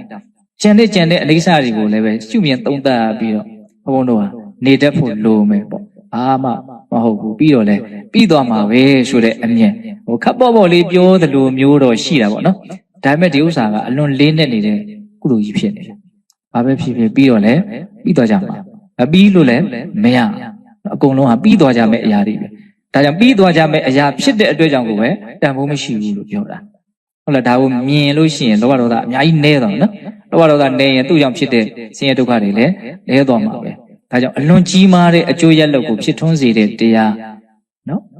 ဝေလမသုတ်တန်ရဣဒံတတော်မဟာဖလံပြောခဲ့တဲ့ကုသိုလ်ကောင်းမှုတို့ထက်တာလွန်မြင့်မားတဲ့အကျိုးပေးရှိတယ်ဆိုပြီးတော့နောက်ဆုံးခေါ်လိုက်တဲ့အကောင်းဆုံးကုသိုလ်ပါတယ်တော့အနိစ္စသင်ညာဟုတ်လားဒါကြောင့်အနိစ္စသင်ညာရဲ့အကြောင်းကိုလည်းပဲကြည်ကြည်ပြန့်ပြန့်တွေးမိဖို့ဝေပုံလပပဒသုတ်တန်လေးကိုဘုံဘုံကဖြည့်ရွှဲပြီးတော့ပြောလိုက်နော်အဲ့တော့ဘုံတို့ဘဝရဲ့လက်ကျန်အချိန်လေးထဲမှာကုသိုလ်ကောင်းမှုနဲ့ပျော်မွေ့နိုင်ဖို့အရေးကြီးတယ်အဲ့ဒီကုသိုလ်ကောင်းမှုတွေထဲမှာမှအည်သွေးအမြင့်မားဆုံးအကောင်းဆုံးကုသိုလ်နဲ့ပျော်မွေ့နိုင်ရင်မြင်မြန်ဒုက္ခချုပ်မှာဟုတ်လားအခါတစ်ပါးမြတ်စွာဘုရားယဟန်တော်တို့ရဲ့ရှေ့မောက်ဓမ္မတနပလင်ပေါ်မှာထိုင်တော်မူရင်းနဲ့လက်သေးပြားပေါ်မှာမြေမှုန်ကလေးအနှဲငယ်တကိုးတော်နဲ့တင်ပြီးတော့ယဟန်တွေကိုအမိန့်ရှိတယ်ဘိကဝေပိသတေပါจิตจิตသမီးတို့မယားငါဘုရားသည်ပရိတောအနှဲငယ်များသောအာရောပိတောတင်ထအပ်သောနခတိခာယလက်သေးပြားပေါ်၌အာရောပိတောတင်ထအပ်သောပရိတောအနှဲငယ်မြသောယောဝါယံပန္တုအကျဉ်မြေမှုသည်၎င်းအယံဝါမဟာပထဝီဟောဒီမဟာပထဝီမြေကြီးသည်၎င်းအထေတန်တိရှိကုန်၏ကတမံအဘေယာသည်ဘဟုတရလူခောတာလွန်၍များလေသည်။ခြေသားတို့ငါရဲ့လက်သေးပြားပေါ်မှာတင်ထားတဲ့ဒီအနှဲငယ်မျှသောမြေမှုန်ကလေးနဲ့ဟောဒီမဟာပထဝီမြေကြီးမှာရှိတဲ့မြေမှုန်တွေဟာဘယ်ရာကပို့ပြီးတော့များတယ်လေလို့အင်မတန်လွယ်ကူတဲ့မေးခွန်းကိုမေးတယ်။မေးတော့ယဟန်တော်တွေကမြတ်စွာဘုရားတဲ့ဘလို့မှမနှိုင်းရှင်တော့ပါဘူးတဲ့မဟာပထဝီမြေကြီးရဲ့အပုံ100ပုံလို့လည်းတပုံမရှိဘူးအပုံ1000ပုံလို့လည်းတပုံမရှိဘူးအပုံ300ပုံလို့လည်းတပုံမရှိဘူးလက်သေးပြားပေါ်မှာရှိတဲ့မြေမှုန်ဟာအင်မတန်နဲလွန်းလှပါတယ်ဗျာလို့မြတ်စွာဘုရားကိုအဲ့ဒါလိုလျှောက်တော့မြတ်စွာဘုရားကဘေကဝေယဟန်တော်မြတ်အိုจิตတို့ဧဝမေဝခောဤအတူသာလျင်ရေအကျဉ်လူပြေမှသုတေကြကုန်သောအကျဉ်တတ္တဝါတို့သည်မနုဿေတုလူပြေတို့၌ပစ္စာဇာယန္တိဖြစ်ကုန်၏တေတတ္တဝါထိုကဲ့သို့လူသေး၍လူပြန်ဖြစ်သောတတ္တဝါတို့သည်အပမတ္တာအနည်းငယ်မျှသာတည်းအဲ့ဒီဥပမာလိုပဲတဲ့လူပြေကနေသေလို့လူပြန်ဖြစ်တဲ့တတ္တဝါဆိုတာနဲနေလေတဲ့လက်သေးပြားပေါ်မှာရှိတဲ့မြေမှုန်လောက်နဲတယ်ပေါ့နော်လူပြေမှာလူတွေအများကြီးရှိတယ်အဲ့ဒီလူတွေသေပြီးတဲ့နောက်မှာလူဘဝကိုပြန်ရတဲ့လူဆိုတာလက်သေးပြားပေါ်မှာရှိတဲ့မြေမှုန်လောက်နဲတယ်အထာခောအမှန်စင်စစ်တော်ကရေအကျဉ်လူပြေမှာသုတေကြကုန်သောတတ္တဝါတို့သည်မနုဿေဟိလူပြေမှအညတရာတပါးဖြစ်ကုန်သောအပေလေးဘုံတို့၌ပစ္စာဇာယန္တိဖြစ်ကုန်၏ဣတိယေဝထိုတတ္တဝါဣတိယေဝတတ္တံထိုတတ္တဝါတို့သည်သာလျင်ဘဟုတရံများပြားလှ၏တကယ်စင်စစ်တော့ဟောဒီလူပြေကသေပြီးတဲ့နောက်မ မကောင်းတဲ့အပယ်လေးပုံကိုရောက်သွားတဲ့တတ္တဝါဒေဒီသာလျင်အစမတန်များပြားလွန်လှတယ်လို့မြတ်စွာဘုရားကဥပမာပေးတာဟုတ်လားအဲ့တော့လူဘဝကနေတည်လို့လူဘဝကိုပြန်ရတဲ့တတ္တဝါဆိုတာအင်မတန်နည်းတယ်လူဘဝကတည်လို့လူပြည်မှာတပါအခြားသောအပယ်လေးပုံမှာဖြစ်ကြတဲ့တတ္တဝါဒေသာလျင်အင်မတန်များတယ်တဲ့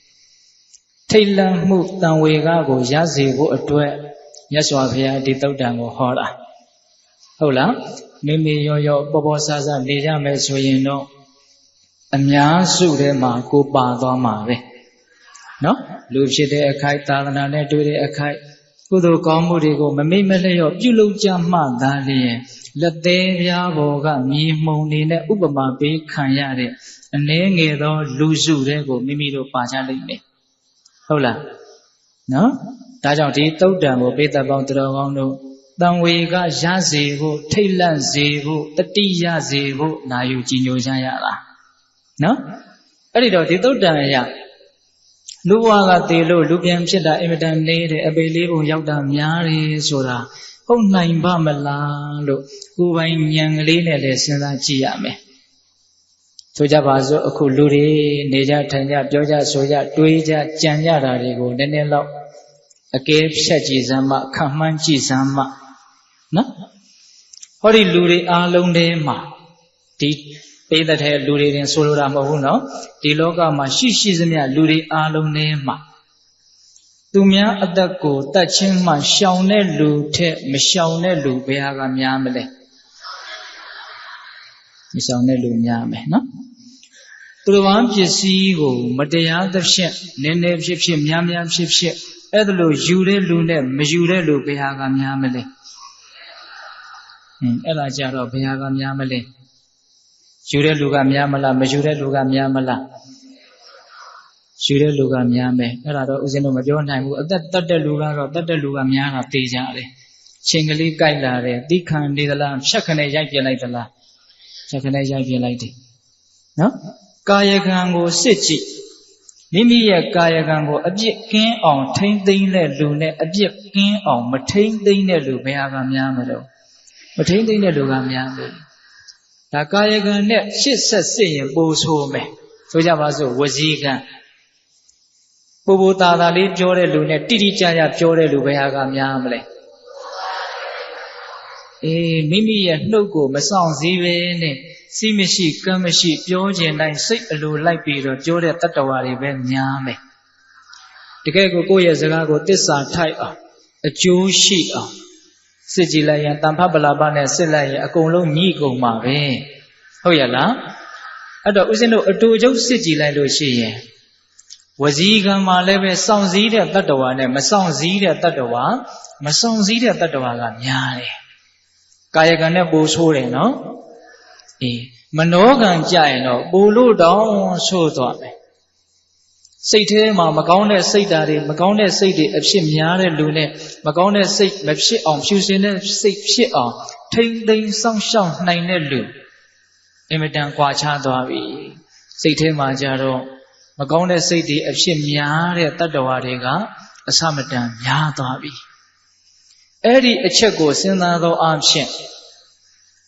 လူတွေသိလို့ရှိရင်လူဘဝကိုပြန်ရတဲ့လူဆိုတာအင်မတန်နည်းတယ်ဆိုတာလက်မခံနိုင်စရာအကြောင်းမရှိဘူးဟုတ်ရဲ့လား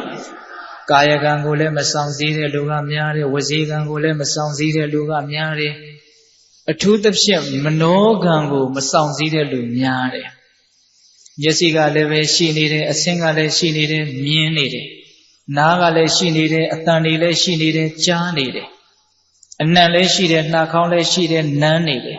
ရှားလည်းရှိတယ်အရသာလည်းရှိတယ်စားနေတယ်ကာယပတာရာလည်းရှိတယ်ဖုဒ္ဓဘအာယုန်တွေလည်းရှိတယ်တွေ့ထိနေတယ်ဓမ္မယုန်လည်းရှိတယ်မနောဒွါရဆိုတဲ့စိတ်လည်းရှိတယ်ကြံစီစဉ်းစားနေတယ်အဲ့ဒါကြီးဒီ6ခုကလွဲလို့လောကမှာဘာမှမရှိဘူးနော်အဲ့ဒါလို့မြင်တိုင်းကြားတိုင်းနားတိုင်းစားတိုင်းထိတိုင်းတွေ့တိုင်းတွေးတိုင်းဒီအာယုန်တွေရဲ့သဘောအမှန်ကိုမသိဘူးဆိုတာနဲ့တပြိုင်နက်တည်းအဲ့ဒီတတ္တဝါရဲ့စိတ်မှာအလိုကြတော့လောဘဖြစ်မယ်အလိုမကြတော့ဒေါသဖြစ်မယ် ဒါဘယ်သူညင်းနိုင်တယ်လဲဘယ်သူမှမညင်းနိုင်ဘူးဒါကြောင့်တတိမေလျော့ပေါ့ပေါ့ဆဆဖြစ်တယ်လို့နေတဲ့ကာလတိုင်းမှာကြီးတာနဲ့သေးတာပဲကွာမယ်နုတာနဲ့ရင့်တာပဲကွာမယ်မကောင်းတဲ့စိတ်ကလေးတွေကတော့ဖြစ်နေတာသေချာတယ်ပိဿတို့လက်ခံရလားတတိမေလျော့ပေါ့ပေါ့ဆဆနေတဲ့အချိန်တိုင်းမှာထပ်ပြောမယ်နော်ဒီအာယုန်နဲ့ဒီဓဝရတွေနဲ့တွေ့တိုင်းကြီးတာသေးတာကကွာမယ်နုတာရင့်တာကကွာမယ်မကောင်းတဲ့စိတ်တွေကတော့ဖြစ်နေတယ်။ဘာဖြစ်လို့လဲဆိုတော့တတိမေလျော့ပေါ့ပေါ့ဆဆမောဟလွှမ်းမိုးပြီးတော့နေတဲ့အတွက်ကြောင့်ပဲ။ဒါထက်ပိုပြီးတော့တဲ့ပြောရရင်အာယုန်နေရဲ့သဘောအမှန်ကိုမသိတဲ့အတွက်ကြောင့်အာယုန်တွေကလိုချင်စရာပဲလို့ထင်မိရင်လောဘဖြစ်တယ်။အာယုန်တွေကမကျေနပ်စရာပဲလို့ထင်မိရင်ဒေါသဖြစ်တယ်။အဲ့ဒီလောဘဒေါသတွေကိုအခြေခံပြီးတော့မာနတွေမနာလိုမှုတွေဝန်တုံမှုတွေဆက်ပြီးတော့မဖြစ်ဘူးလားဖြစ်တယ်အဲ့ဒီလိုဖြစ်တဲ့အချိန်နဲ့မဖြစ်တဲ့အချိန်ဘယ်ဟာကများလဲဖြစ်တဲ့အချိန်ကများတယ်အဲ့ဒီအချက်တွေကိုထောက်သောအားဖြင့်လူသေးရင်လူဘဝကိုပြန်ရတဲ့တတ္တဝါအင်မတန်နည်းတယ်ဆိုတာလက်မခံနိုင်စရာအကြောင်းဘာမှမရှိဘူးဒါကြောင့်မြတ်စွာဘုရားကဟောတာဗောဗျဦးဇင်းတို့ဓမ္မပဒပါဠိတော်မှာအန္တာဘုဒ္ဓအယံလောကောတနုကိဋ္ဌဝိပတ္တိတကုနောဇာလမုဒ္ဓဝအပောတက္ကာယကိစ္စတိဒီကထာလေးမှတ်သားစရာကောင်းတယ်အယံလောကောဤလောကတတ္တဝါအပေါင်းတို့သည်အန္တဘုဒ္ဓအကန့်တပွဲဖြစ်၍နေကြကုန်၏တတ္တဝါတွေဟာများသောအားဖြင့်အကန့်တပွဲဖြစ်နေတယ်တဲ့အာယုန်ရဲ့သဘောအမှန်ကိုမသိဘဲနဲ့စိတ်ထဲမှာမလိုလားအပ်တဲ့စိတ်ရဲ့အညစ်အကြေးတွေအမြဲတမ်းဖြစ်နေတဲ့အတွက်ကြောင့်လောကရဲ့သဘောဘဝရဲ့သဘောကိုအမှန်တိုင်းမသိတဲ့အတွက်ကြောင့်တတ္တဝါတွေအားလုံးဟာဘာတပွဲဖြစ်တယ်အကန့်တပွဲဖြစ်တယ်တဲ့တနုကိဋ္ဌဝိပတ္တိဟောဒီလောကကြီးမှာနဲနေလေသောတတ္တဝါတွေသာလည်းအမှန်အတိုင်းမြင်ကြတယ်တဲ့ကျန်တဲ့ပုဂ္ဂိုလ်တွေကတော့မမြင်တာပဲများတယ်အဲ့ဒီတော့အမှန်မြင်တာနဲ့အမှန်မမြင်တာဆိုတာဘာလဲဒါလေးတော့နည်းနည်းစီစစ်ဖို့တော့လိုတာပေါ့နည်းနည်းလေးတော့တတ္တဝါတွေသာလဲအမှန်မြင်တယ်လို့မြတ်စွာဘုရားဟောတယ်နော်အဲ့တော့လောကကြီးကအမှန်ကဘာလဲတို့မျက်စိနှလုံးနဲ့ဖွင့်ပြီးတော့ကြည့်လိုက်တိုင်းမြင်နေတာပဲအဲ့ဒါအမှန်နေမဟုတ်လားလို့ထင်စရာရှိတယ်ဆိုကြပါစို့လူတစ်ယောက်ကိုမြင်လိုက်တယ်ပဂရိမျက်စိနဲ့နော်မြင်လိုက်တယ်ဆုံးဖြတ်ချက်ချမယ်ယောက်ျားဆိုရင်လည်းဒါယောက်ျားပေါ့မိန်းမဆိုရင်လည်းဒါမိန်းမပေါ့ဒါငါနဲ့ခင်တဲ့လူဒါမှမဟုတ်ဒါငါမုန်းတဲ့လူဒါမှမဟုတ်ငါအိမ်သားကလူအမျိုးမျိုးပေါ့အဲ့ဒီအမြင်ဟာမှန်သလားလို့နည်းနည်းစီစစ်ကြည့်ရဆိုကြပါစို့ကိုကယောက်ျားလို့မြင်တယ်ဆိုကြပါစို့အဲ့ဒီယောက်ျားရဲ့ခေါင်းကိုကန်ပြီးတော့ဒါယောက်ျားလားခေါင်းလားလို့မေးရင်ဘယ်လိုပြောမလဲခေါင်းလို့ပြောမယ်ယောက်ျားဆိုတဲ့အမြင်ပြောက်သွားပြန်ပြီအဲ့ဒီခေါင်းကိုမှစပင်မွေးကိုကန်ပြီးတော့ဒါခေါင်းလားစပင်မွေးလားလို့မေးရင်ဘယ်လိုပြောမလဲကဲအမြင်တွေကမှန်သေးလားအပေါ်ယံပဲမှန်တာနော်ဒါကြောင့်လောကကြီးမှာတကယ်မှန်တာကအမြဲတမ်းပြီးဆုံးသွားနေခြင်းဒီသာနဲ့လောကကြီးမှာတကယ်မှန်တယ်ဘာပဲဖြစ်ဖြစ်ပြီးသွားတာကြီးမပြီးတာမှမရှိကောင်းတာပဲဖြစ်ဖြစ်ဆိုးတာပဲဖြစ်ဖြစ်ပြီးရတာကြီးပဲမပြီးအောင်ဘယ်သူမှမထိန်းနိုင်ဘူးအဲ့ဒီပြီးဆုံးသွားတယ်ဆိုတာအနိစ္စလက္ခဏာကိုပြောတာ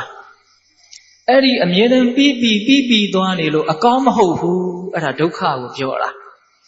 အဲ့ဒီပြီးသွားတဲ့သဘောအကောင်းမဟုတ်တဲ့သဘောကိုမပြီးအောင်အကောင်းဟုတ်အောင်ဘယ်သူမှမလုပ်နိုင်ဘူးဆိုလို့အဲ့ဒါကိုအနတ္တလို့ပြောတာ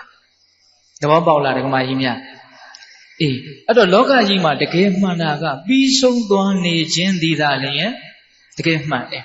အဲ့ဒီပြီးဆုံးသွားနေခြင်းကိုမြင်ရင်အဲ့ဒါတကယ်အမှန်ကိုမြင်တာပဲ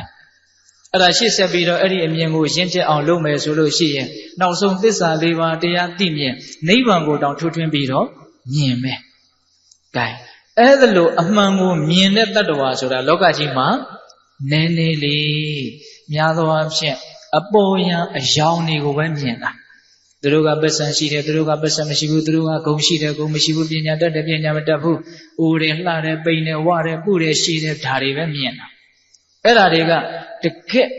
စစ်ပေါက်တွေးကြည့်မယ်ဉာဏ်နဲ့စီစစ်မယ်ဆိုရင်အဲ့ဒီအမြင်တွေကမှန်တဲ့အမြင်လို့ပြောနိုင်မလားမပြောနိုင်ဘူးအဲ့ဒီတော့မြတ်စွာဘုရားပြောတာလွန်သလားမလွန်ဘူးလောကကြီးကအကန့်လောကကြီးလို့ပြောသွားတာနော်မြတ်စွာဘုရားကမြင်တဲ့လူဆိုတာတကက်နေလေးလို့ပြောသွားတာနော်အဲ့ဒီလိုမြင်တဲ့လူနဲတဲ့အတွက်ကြောင့်တဲ့တကုနောဇာလမုတ်တော်ဝါအပောတက္ကာယကိစ္စတိဇာလမုတ်တော်မုတ်ဆိုးရဲ့ပိုက်ကွန်ကပြန်ပြီးတော့လွတ်ထွက်နိုင်တဲ့တကုနောငှက်ဆိုတာအပောဣဝအနေငယ်မြတာရှိတဲ့ကဲ့သို့မုတ်ဆိုးကပိုက်နဲ့ထောင်လိုက်လို့ပိုက်ထဲမှာငှက်တွေကမိလာပြီအဲ့ဒီမုတ်ဆိုးပိုက်ကွန်နဲ့ရောက်သွားတဲ့ငှက်တွေဟာတပံပြန်လွတ်ထွက်နိုင်အောင်ကြိုးစားနိုင်တဲ့ငှက်ဆိုတာနည်းနည်းလေးတဲ့နော်အဲ့ဒါလိုပဲတဲ့အပောတက္ကာယကိစ္စတိကောင်းတဲ့ဘဝနိဗ္ဗာန်အစရှိတဲ့အယက်ဒေသကိုသွားနိုင်တဲ့တတ္တဝါဆိုတာနည်းနည်းလေးတဲ့ဒီဂါထာလေးကောင်းတယ်နော်นี่ခုနတုန်းကလူသိပြီးတော့လူပြန်ဖြစ်တဲ့တတ္တဝါဆိုတာနည်းနည်းလေးဆိုတဲ့ဒေသနာတော်ကိုအထောက်အကူပြုတဲ့တရားဒေသနာပေါ့ဟုတ်လားအဲ့တော့ဦးဇင်းတို့ဒီဒေသနာတော်ကိုမြတ်စွာဘုရားဘုစုကိုအကြောင်းပြုပြီးတော့ဟောတာလဲဆိုတော့ရကန်းတယ်မာလေးလို့ပြောလိုက်ရင်ပိဋကတို့အားလုံးသိတယ်ကြားဘူးတယ်မဟုတ်လားအဲ့ဒီရကန်းတယ်မာလေးကိုအကြောင်းပြုပြီးတော့ဟောတာရကန်းတယ်မာလေးအကြောင်းကကြားဘူးတယ်မဟုတ်လားဟင်ကြားဘူးပြီးသားကြီးပြောရတော့တိတ်အရသာမရှိဘူးဟင်ဒကမကြီးများနော်ဟိုရကန်းတယ်မာလေးကအာလဝီပြည်မှာနေတာလေမြတ်စွာဘုရားကအာလဝီပြည်ကိုကြွသွားတော့အဲ့ဒီကလေးမလေးက73နှစ်14နှစ်သမီးလောက်ရှိလိမ့်မယ်အဲ့ဒါတရားနာပိဋကတ်ထဲမှာသူပါတယ်မြတ်စွာဘုရားကတရားဟောတယ်ကျန်တဲ့ပိဋကတ်ကိုမရည်ရွယ်ဘူးအဲ့ဒီကလေးမလေးတယောက်တည်းကိုရည်ရွယ်ပြီးတော့ဟောတာဘာဟောတယ်လဲဆိုတော့ဘဝဆိုတာသိဆုံးခြင်းနဲ့အဆုံးတတ်ရတယ်ရှင်သန်ခြင်းဆိုတာမမြဲဘူးသိဆုံးခြင်းသာလည်းမြဲတယ်အဲ့ဒီအချက်ကိုဉာဏ်နဲ့ကွက်ကွက်ကွင်းကွင်းမြင်အောင်ကြည့်ပြီးတော့အဲ့ဒီအတိနဲ့ဘဝမှာနေရမယ်လို့ဟောတယ်သဘောပေါက်လားရှင်သန်ခြင်းဒီမမြဲဘူးသိဆုံးခြင်းသာလည်းမြဲတယ်အဲ့ဒီအတိကိုရှင်းရှင်းလင်းလင်းသိအောင်ကြိုးစားပြီးတော့အဲ့ဒီအတိကလေးနဲ့ဘဝမှာနေရမယ်ဘယ်တော့မှမလွဲနိုင်ဘူးမှန်တယ်နော်အဲ့ဒါတရားပွဲပြီးပြီဆိုတော့ကြံတဲ့လူတွေဘာဖြစ်တယ်ညာဖြစ်တယ်တော့မပါဘူးအဲ့ဒီကလေးမလေးကတော့အဲ့ဒီအတိလေးနဲ့အမြဲတမ်းနေတဲ့ဟုတ်လားအဲ့ဒါနောက်3နှစ်လောက်ကြာတော့မြတ်စွာဘုရားကဉာဏ်နဲ့ကြည့်လိုက်တော့အဲ့ဒီကလေးမလေးငါပြောတဲ့ဤအတိုင်းကြိုးစားပြီးတော့နေတာအတိဉာဏ်တွေတော်တော်ရင့်နေမှကိုလို့မြတ်စွာဘုရားသိတယ်သိတော့အာလူဝီပြည်ကိုအဲ့ဒီကလေးမလေးအတွက်ပဲမြတ်စွာဘုရားကြွသွားတဲ့အခါကျတော့မြတ်စွာဘုရားကိုဆုံးကတ်တရားနာပိဋကအများကြီးမြတ်စွာဘုရားကြွလာတယ်ဆိုတာကိုသိတော့သူကသိကြည်ညိုတာဆိုတော့မြတ်စွာဘုရားစီသူသွားမယ်ပေါ့ပိဋကဆုံးနေပြီသူကရောက်မလာသေးဘူးအဲ့ဒီမှာမြတ်စွာဘုရားကလည်းတရားမဟောဘူးသူ့ကိုပဲစောင့်နေတာအဲ့တော့ပိဋကလည်းတုတ်မှမလှုပ်ဘူးဒီတိုင်းပဲငြိမ်နေတာဘယ်သူမှဘာမှမပြောရဲဘူးအဲ့ဒီအချိန်မှာပဲအဲ့ဒီကလေးမလေးကသူ့အဖေကရက်ကန်းရက်တာဆိုတော့ရက်ဖောက်တောင်းလေးကန်ပြီးတော့ပိဋကကြားလေးတွေကိုခရွရွလေးဝင်လာတာအဲ့ဒီအချိန်မှာမြတ်စွာဘုရားကဆန်တန်းပြီးတော့ကြည်တယ်ခေါင်းတော်ကြည့်ပြီးတော့မေးတာမေခွန်း၄ခုမေးတာပိဋကတို့သိတယ်မဟုတ်လားဒီမကြီးတွေသိလားနံပါတ်1မေခွန်းချစ်သမီးကြဲကြဲပြောချစ်သမီးချစ်သမီးဘယ်ကလာလဲအဲ့တော့ဒီကလေးမလေးကစဉ်းစားတယ်သူစဉ်းစားတာကတာမန်လူစဉ်းစားတာနဲ့မတူဘူးဘာလို့ဆိုသူကဘဝဆိုတာသိဆုံးခြင်းသာလည်းမြဲတယ်ရှင်သန်ခြင်းကမမြဲဘူးဆိုတဲ့အတိသူ့မှာအမြဲတမ်းရှိတော့သူတွေးတဲ့အတွေ့ကတာမန်လူတွေတွေးတာနဲ့မတူဘူးအဲ့တော့သူကဘယ်လိုတွေးလဲငါရက်ဖောက်တောင်းကြီးကိုင်းလာတာအိမ်ကလာတယ်ဆိုတာမြတ်စွာဘုရားသိတာပေါ့အိမ်ကလာပါတယ်ဖရာဆိုတဲ့အဖြေကိုလိုချင်လို့မေးတာမဟုတ်ဘူးအဲ့ဒီတော့ကလေးမလေးကမြတ်စွာဘုရားရဲ့အလိုတော်ကိုသိတယ်သိတော့ဘယ်နဲ့ပြန်ဖြေလိုက်တော့ချစ်သမီးဘယ်ကလာလဲလို့မေးတော့ဘလို့ပြန်ဖြေတော့မသိပါဘူးဖရာဘယ်ဘဝကလာတာလဲဆိုတာကိုရည်ရွယ်မေးတာဘယ်ဘဝကလာတာလဲဆိုတာတော့ငါလည်းမသိဘူးဒါကြောင့်မသိပါဘူးဖရာလို့ဖြေတာအောက်ကလူတွေကကောင်မလေးနဲ့ရိုင်းလိုက်တာအိမ်ကလာတာပါဖရာလို့ဖြေပါလားလို့ တူတူတိတ်တိတ်အပြစ်တင်ကြ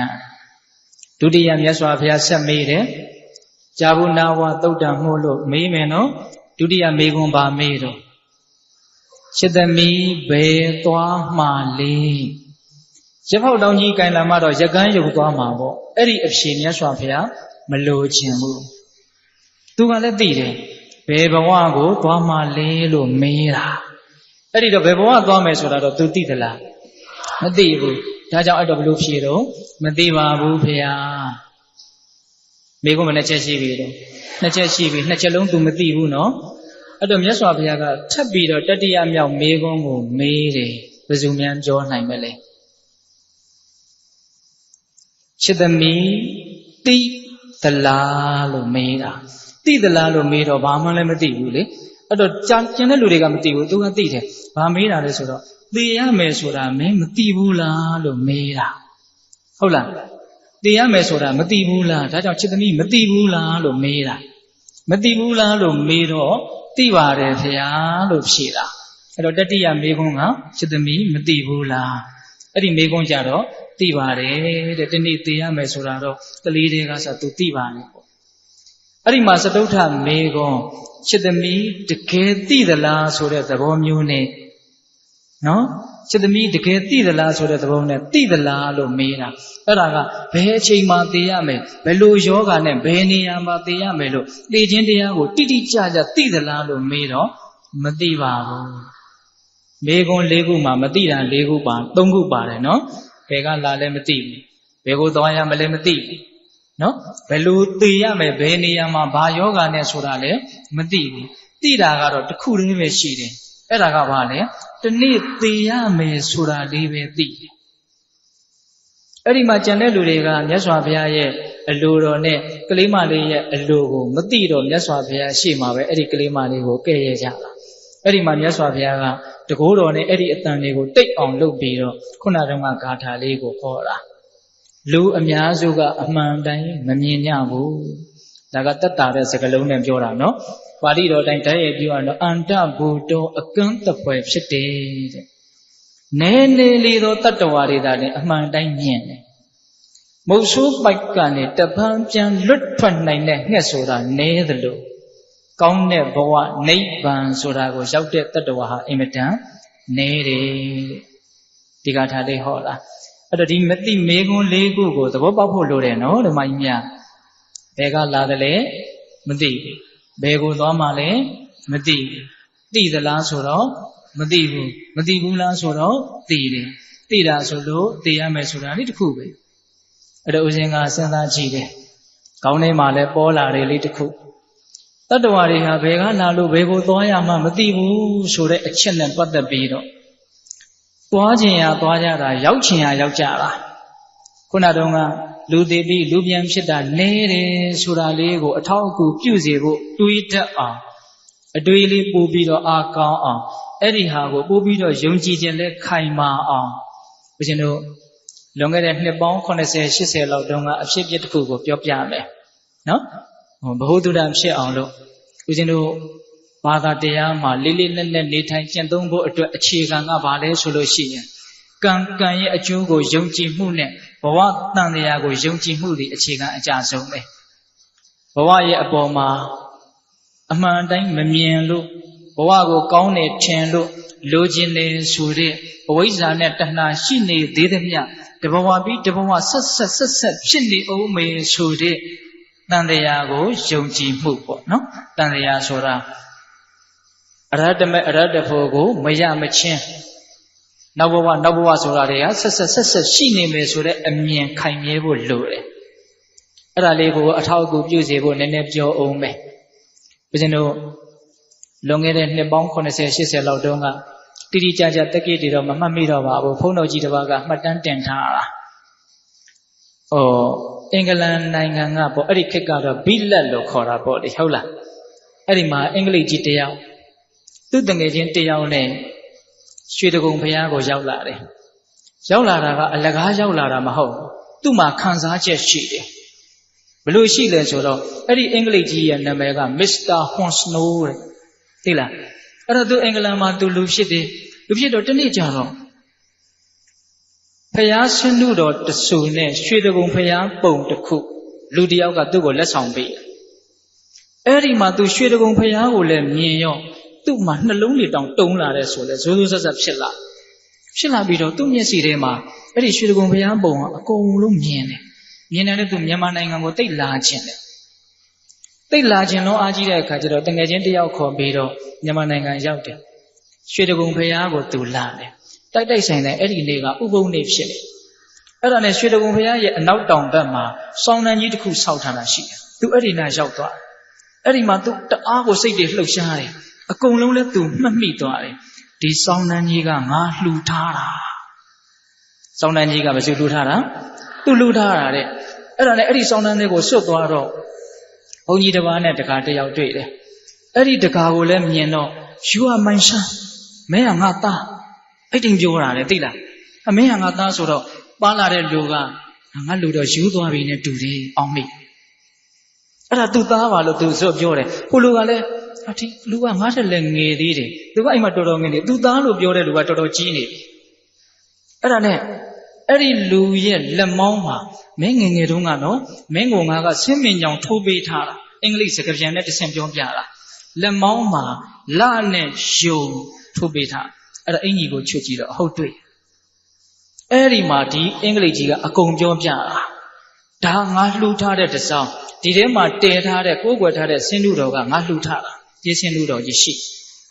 အဲ့ဒီဆင်းတုတော်အတွင်းထဲမှာပစ္စည်းနှစ်ခုငါထားပနာထားခဲ့တာရှိတယ်ဘယ်သူမှမသိဘူးတော့သူ့သားတောင်မသိအဲ့သူ့သားကဒီဘဝမှာသူမှဲ့ထားခဲ့တာပါပဲအဲ့ဒီအင်္ဂလိပ်ကြီးကအရင်ဘဝကသူ့နာမည်ကဥပကောင်းသူ့မိန်းမကဒေါ်မြတ်ညွန့်တယ်အဲ့တော့တူရီသောသားလေးကိုမောင်ကောင်းညွန့်ဆိုပြီးတော့မှတ်တယ်အဲ့ဒါဖရာကြီးအောက်ကိုလှမ်းပြီးတော့ကြည့်တော့သူအင်္ဂလိပ်ကြီးပြောတဲ့အတိုင်းလှမ်းကြည့်တာပေါ့လေအဲ့ဒီမှာရွှေ30စားအပြားတစ်ပြားငွေကလည်း30စားအပြားတစ်ပြားငွေပြားမှာဦးဇင်းတို့ယုံတစ်စိတ်နဲ့ရွှေပြားမှာဒေါင်းတစ်စိတ်နဲ့နေတစ်စိတ်နဲ့ပေါ့နော်အဲ့ဒါသူခတ်ပြီးတော့စာရေးထားတာနောက်ကျောကနေပြီးတော့ဥပကောင်းတော်မြတ်ညွန့်သာမောင်ကောင်းညွန့်ကောင်းမှုဒါတွေပျက်စီးရင်ဒီပစ္စည်းနှစ်ခုကိုထုခွဲပြီးတော့ပြုပြင်ရစ်ပါဆိုပြီးတော့ရေးထားအဲ့ဒါဒီအကုန်ပြောပြတော့မှသားဖနှစ်ယောက်လည်းပင်ဖက်မို့တာစကားကိုလည်းတယောက်စကားတယောက်လည်းနားမလည်ဘူးဟုတ်လားဖြစ်ပုံကအဲ့ဒါနဲ့သူ့သားကခမည်းကနေပါအောင်ပေါ့လေကျွတ်တို့ဗုဒ္ဓဘာသာအရာလူသိရင်လူပြန်ဖြစ်နိုင်တယ်ဆိုတာကိုတော့ယုံကြည်ပြီးသားဘာဖြစ်လို့မြန်မာနိုင်ငံမှာမဖြစ်ဘဲနဲ့ဟိုးအဝေးကြီးအင်္ဂလန်နိုင်ငံမှာသွားဖြစ်တာအဲ့တော့အဲ့ဒီလူကပြန်ပြောပြတယ်ငါတဲ့အရင်ဘဝကအလှကြီးအကြီးအကျယ်လှုပ်တော့ငါကနောက်ငါသေလို့ရှိရင်နတ်ပြည်ရောက်မှာပဲလို့နတ်ပြည်ကသိတ်ကောင်းတာလို့ပြောတော့အဲ့ဒါဘေးကငါတငယ်ချင်းတယောက်ကမင်းနတ်ပြည်ဆိုတာတကယ်လည်းရောက်ဖို့တာမဟုတ်ဘူးဇူမလည်းမြင်တာမဟုတ်ဘူးမင်းနတ်ပြည်ကိုရကျင်တဲ့စိတ်အသာထားအောင်ဘိလက်ကိုရောက်သွားရင်နတ်ပြည်ကိုရောက်တယ်လို့ပဲလို့ပြောတာအင်္ဂလန်နိုင်ငံပေါ့နော်အဲ့ဒီနိုင်ငံမှာမရှိဘူးဆိုတာဘာမှမရှိအင်မတန်ပြည့်စုံတဲ့အင်မတန်ကိုသာယာဝပြောတယ်မင်းဘိလက်ရောက်ရင်နတ်ပြည်ရောက်တာလည်းကောင်းမယ်လို့ပြောအဲ့သူကလည်းမရောက်ဘူးတော့အဟုတ်မှတ်နေတာပေါ့လေအဲ့ဒီဘိလက်ဆိုတာကြီးကိုသူတော်တော်ရောက်ချင်တယ်အဲ့ဒီတော်တော်ဆွဲသွားတဲ့အဆွဲကသူ့ကိုအဲ့ဒီဘိလက်ဆိုတာကိုပို့လိုက်တာဟုတ်ရဲ့လားဒါကြောင့်ဘေးသက်ပေါင်းသူတော်ကောင်းတို့ဘဝဆိုတာဘဝရဲ့အပေါ်မှာအမှန်တိုင်းမမြင်နိုင်တဲ့အဝိဇ္ဇာဘဝကဒုက္ခကိုကမြင်တာကကိုဖြစ်ချင်တာလေးဖြစ်ရင်ကောင်းမယ်လို့အမြင်ကလေးနဲ့အခြေခံပြီးတော့နေတာဘဝကဒုက္ခ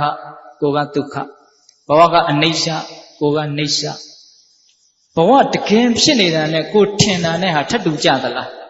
မကြဘူးအဲ့ဒီအမြင်တွေမှားနေတယ်ဆိုတာကိုအဝိဇ္ဇာလို့ခေါ်မယ်ဦးဇင်းတို့လေးလေးနက်နက်ကြီးမပြောဘူးနော်အမြင်တွေမှားနေတာကိုဘာခေါ်မလဲအဝိဇ္ဇာလို့ခေါ်မယ်အဲ့ဒီလိုကောင်းတယ်လို့ထင်ပြီးတော့ကောင်းတယ်ဆိုရင်ရကျင်ကြစို့ရကျင်တယ်ဆိုတာတဏှာအဲ့ဒီအဝိဇ္ဇာနဲ့တဏှာရှိနေသေးသမျှတဘဝပြီးတဘဝတေချာပေါင်းရမယ်ကောင်းတယ်ဆိုတယ်ဆိုတာကတော့ကိုပြုထားတဲ့ကံအားလျော်စွာပေါ့နော်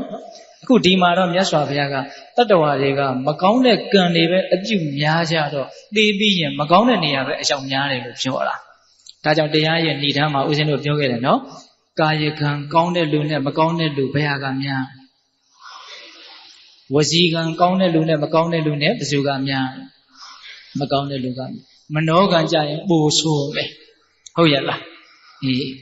အဲ့ဒီတော့မိမိရောရောပေါ့ပေါ့ဆဆနေလေသမျှကာလပတ်လုံးမကောင်းတဲ့စိတ်တွေအဖြစ်များတယ်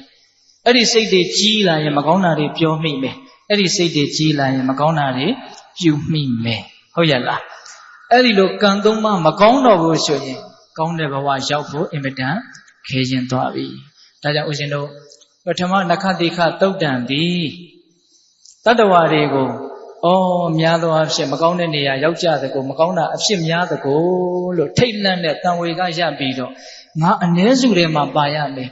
ငါအ ਨੇ စုအကောင်းထဲမှာပါပြီးတော့မြတ်စွာဘုရားရဲ့လက်သေးပြားပေါ်မှာတင်ထားတဲ့မြူမုံနဲ့ဥပမာအပေးခံရတဲ့အထဲမှာငါပါရမယ်လို့ဒီစိတ်ကူးနဲ့တရားကိုနာရမှာဟုတ်ရဲ့လားဒါကြောင့်ဦးဇင်းတို့ဏိဒန်းတုန်းကလည်းပြောခဲ့တယ်နော်ပထမသုတ်တံသည်တတိတံဝေကရပြီးတော့မကောင်းမှုကိုထိတ်လန့်ပြီးကောင်းမှုကိုမြတ်နိုးစေဖို့ထိတ်လန့်တဲ့တံဝေကရစေဖို့ရည်ရွယ်ပြီးတော့ပြောတာဒါဦးဇင်းတို့ဒုတိယနခတိခသုတ်တံကိုဆက်ပြီးတော့ပြောကြအောင်စို့နော်ဒုတိယနခတိခသုတ်တံမှာလည်းပဲဥပမာကတော့အတူတူပေးတာပဲ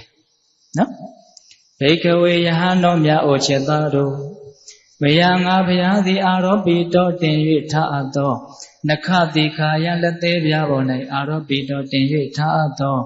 ပရိတောအနေငယ်မြသောယောဝါအယံပန်းသူအကျဉ်မြေမှုန့်သည်၎င်းအယံဝါမဟာပတိဝေဟောတိမဟာပတိဝေမြေကြီးသည်၎င်းအဋ္ဌိတန္တိရှိပါကုန်၏ကတမံအဘေယာတိဘဟုတရလုခောတာလွန်၍များလေသည်ဟောဒီလက်သေးပြားပေါ်မှာရှိတဲ့မြေကြီးနဲ့မဟာပထဝီမြေကြီးမှာရှိတဲ့မြေကြီးဘယ်အရာကပိုများသလဲဆိုတော့မနှိုင်းရှင်လောက်ပါဘူးဖေဟာရဟန်းတော်တွေကပြန်လျှောက်တယ်ပေါ့နော်အဲ့ဒီမှာမြတ်စွာဘုရားကဆိုလိုရင်းအဓိပ္ပာယ်ကိုတဲ့တဲ့ပြောတယ်ဘိက္ခဝေယဟန်တော်များအိုချစ်သားတို့ဧဝမေဝါခောဤအတူသာလျင်အဲ့ဒီလိုဒီပုံမှာရှိတဲ့မြေကြီးတွေကနည်းနည်းလေးအောက်မှာရှိတဲ့မြေကြီးတွေကအများကြီးအဲ့ဒီဥပမာအတိုင်းပဲတဲ့အရိယာသာဝကတအရိယာသာဝကဖြစ်သောအရိယာသာဝကတအရိယာသာဝကဖြစ်သောဒိဋ္ဌိသမ္မာနတမဲ့ဉာဏ်အမြင်ဖြင့်ပြည့်စုံသောအဘိသမေတာဝိနောသစ္စာ၄ပါးကိုထိုးထွင်းရည်တည်ပြီးသောပုဂ္ဂလတပုဂ္ဂိုလ်ဤပရိခိဏံကုံခမ်းပြီးသောပရိယာဒိဏထဝန်းကျင်မှာသိမ့်ကျုံ၍ယူအပ်ပြီးသောပိုင်းခြား၍ယူအပ်ပြီးသောယရိဒံဒုက္ခအကျဉ်ဆင်းရဲဒုက္ခတို့သည်အဋ္ဌိတန္တိရှိပါကုန်၏ဧတဒေဝဒုက္ခထိုဆင်းရဲဒုက္ခတို့သည်အပ္ပမတ္တကအနည်းငယ်ဘဟုတရဧဝများလာသည်သာတည်းဒါကိုဦးဇင်းတို့ရိုးရိုးလေးမြန်မာလိုပြောကြည့်အောင်စိတ်သားတို့အရိယာရဲ့တပည့်ဖြစ်တဲ့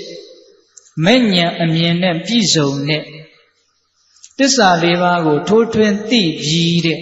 သောတာပန်ပုဂ္ဂိုလ်ရဲ့ကုန်ခမ်းပြီးသားဒုက္ခဆိုတာအများကြီးပဲ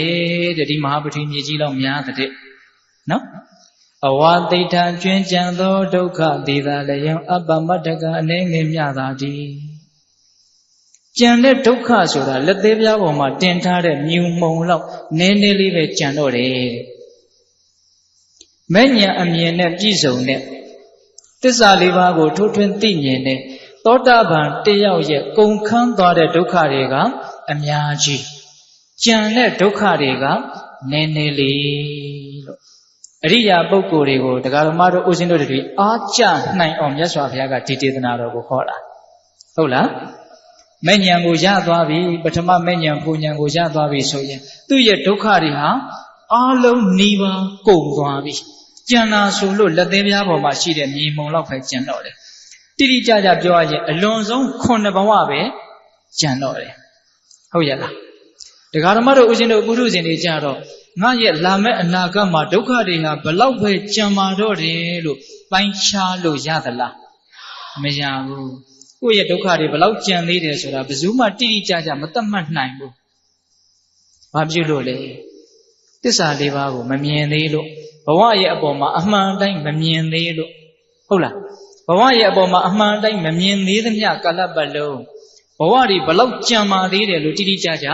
မပြောနိုင်ဘူးထင်မိထင်ရလုပ်ပြီးတော့ထင်မိထင်ရရောက်ကုန်အောင်မှာ ဟုတ်ရလားအေးသောတာပန်ပုဂ္ဂိုလ်မှာတော့အဲ့ဒါလိုမဟုတ်ဘူးသူ့ရဲ့လက်ကြံဘဝလက်ကြံဒုက္ခကိုပိုင်းခြားလို့ရတယ်ကြံတဲ့ဒုက္ခကနည်းနည်းလေးကုန်တဲ့ဒုက္ခကအများကြီးတရားဓမ္မတို့ဥစဉ်တို့ကြတော့အဲ့ဒါလိုဟုတ်သလားမဟုတ်ဘူးအဲ့တော့ဒီဒေသနာတော်ကအရိယာသူတော်ကောင်းတွေကိုအားကြဖို့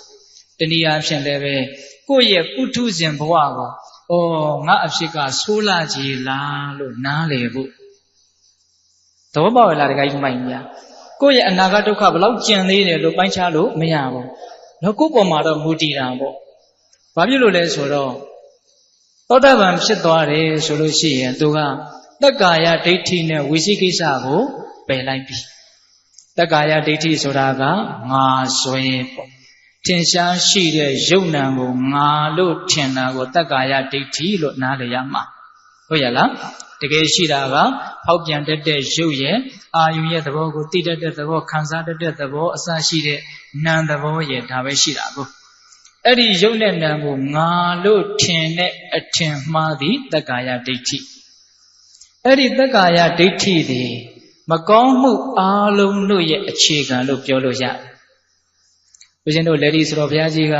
တက္ကာယဒိဋ္ဌိကိုအတ္တဒိဋ္ဌိလို့လည်းသုံးနှုန်းတယ်အကုသိုလ်ဒုစရိုက်တရားမှန်သမျှသည်အတ္တဒိဋ္ဌိမှပေါက်ဖွားကြကုန်၏လို့ဆိုတော့ဘုရားကြီးကအဲ့ဒါလိုရေးတယ်ဟုတ်ရလားအဲ့တော့ဦးဇင်းတို့တက္ကာယဒိဋ္ဌိရှိခြင်းနဲ့မရှိခြင်းဘလောက်ကွာခြားသလဲဆိုတာကိုနည်းနည်းလောက်စီစစ်ကြည့်မှဒီဒေသနာတော်ကိုပို့ပြီးတော့သဘောပေါက်မယ်တက္ကာယဒိဋ္ဌိမရှိတော့ဘူးဆိုလို့ရှိရင်သူ့မှာလောဘတွေတော့ရှိအောင်မယ်ဒေါသတွေတော့ရှိအောင်မယ်ဆိုကြပါစို့သောတာပန်ပုဂ္ဂိုလ်တဦးတယောက်ဒီလောဘရှိတယ်ဒေါသရှိတယ်သို့တော့တက္ကာယဒိဋ္ဌိတော့မရှိတက္ကာယဒိဋ္ဌိမရှိတဲ့အတွက်ကြောင့်သူ့ရဲ့လောဘသူ့ရဲ့ဒေါသတွေအပေကိုမချနိုင်ဆိုလိုတာကလိုတော့လိုချင်တယ်အပေကြလောက်အောင်အပြစ်တွေကိုလွန်ကျူးမိသည့်အထိတော့မလိုချင်တော့တတ်လောက်အောင်ထိတော့မမိုက်တော့မိုက်တော့မိုက်သေးတယ်ခိုးလောက်အောင်ထိတော့မမိုက်တော့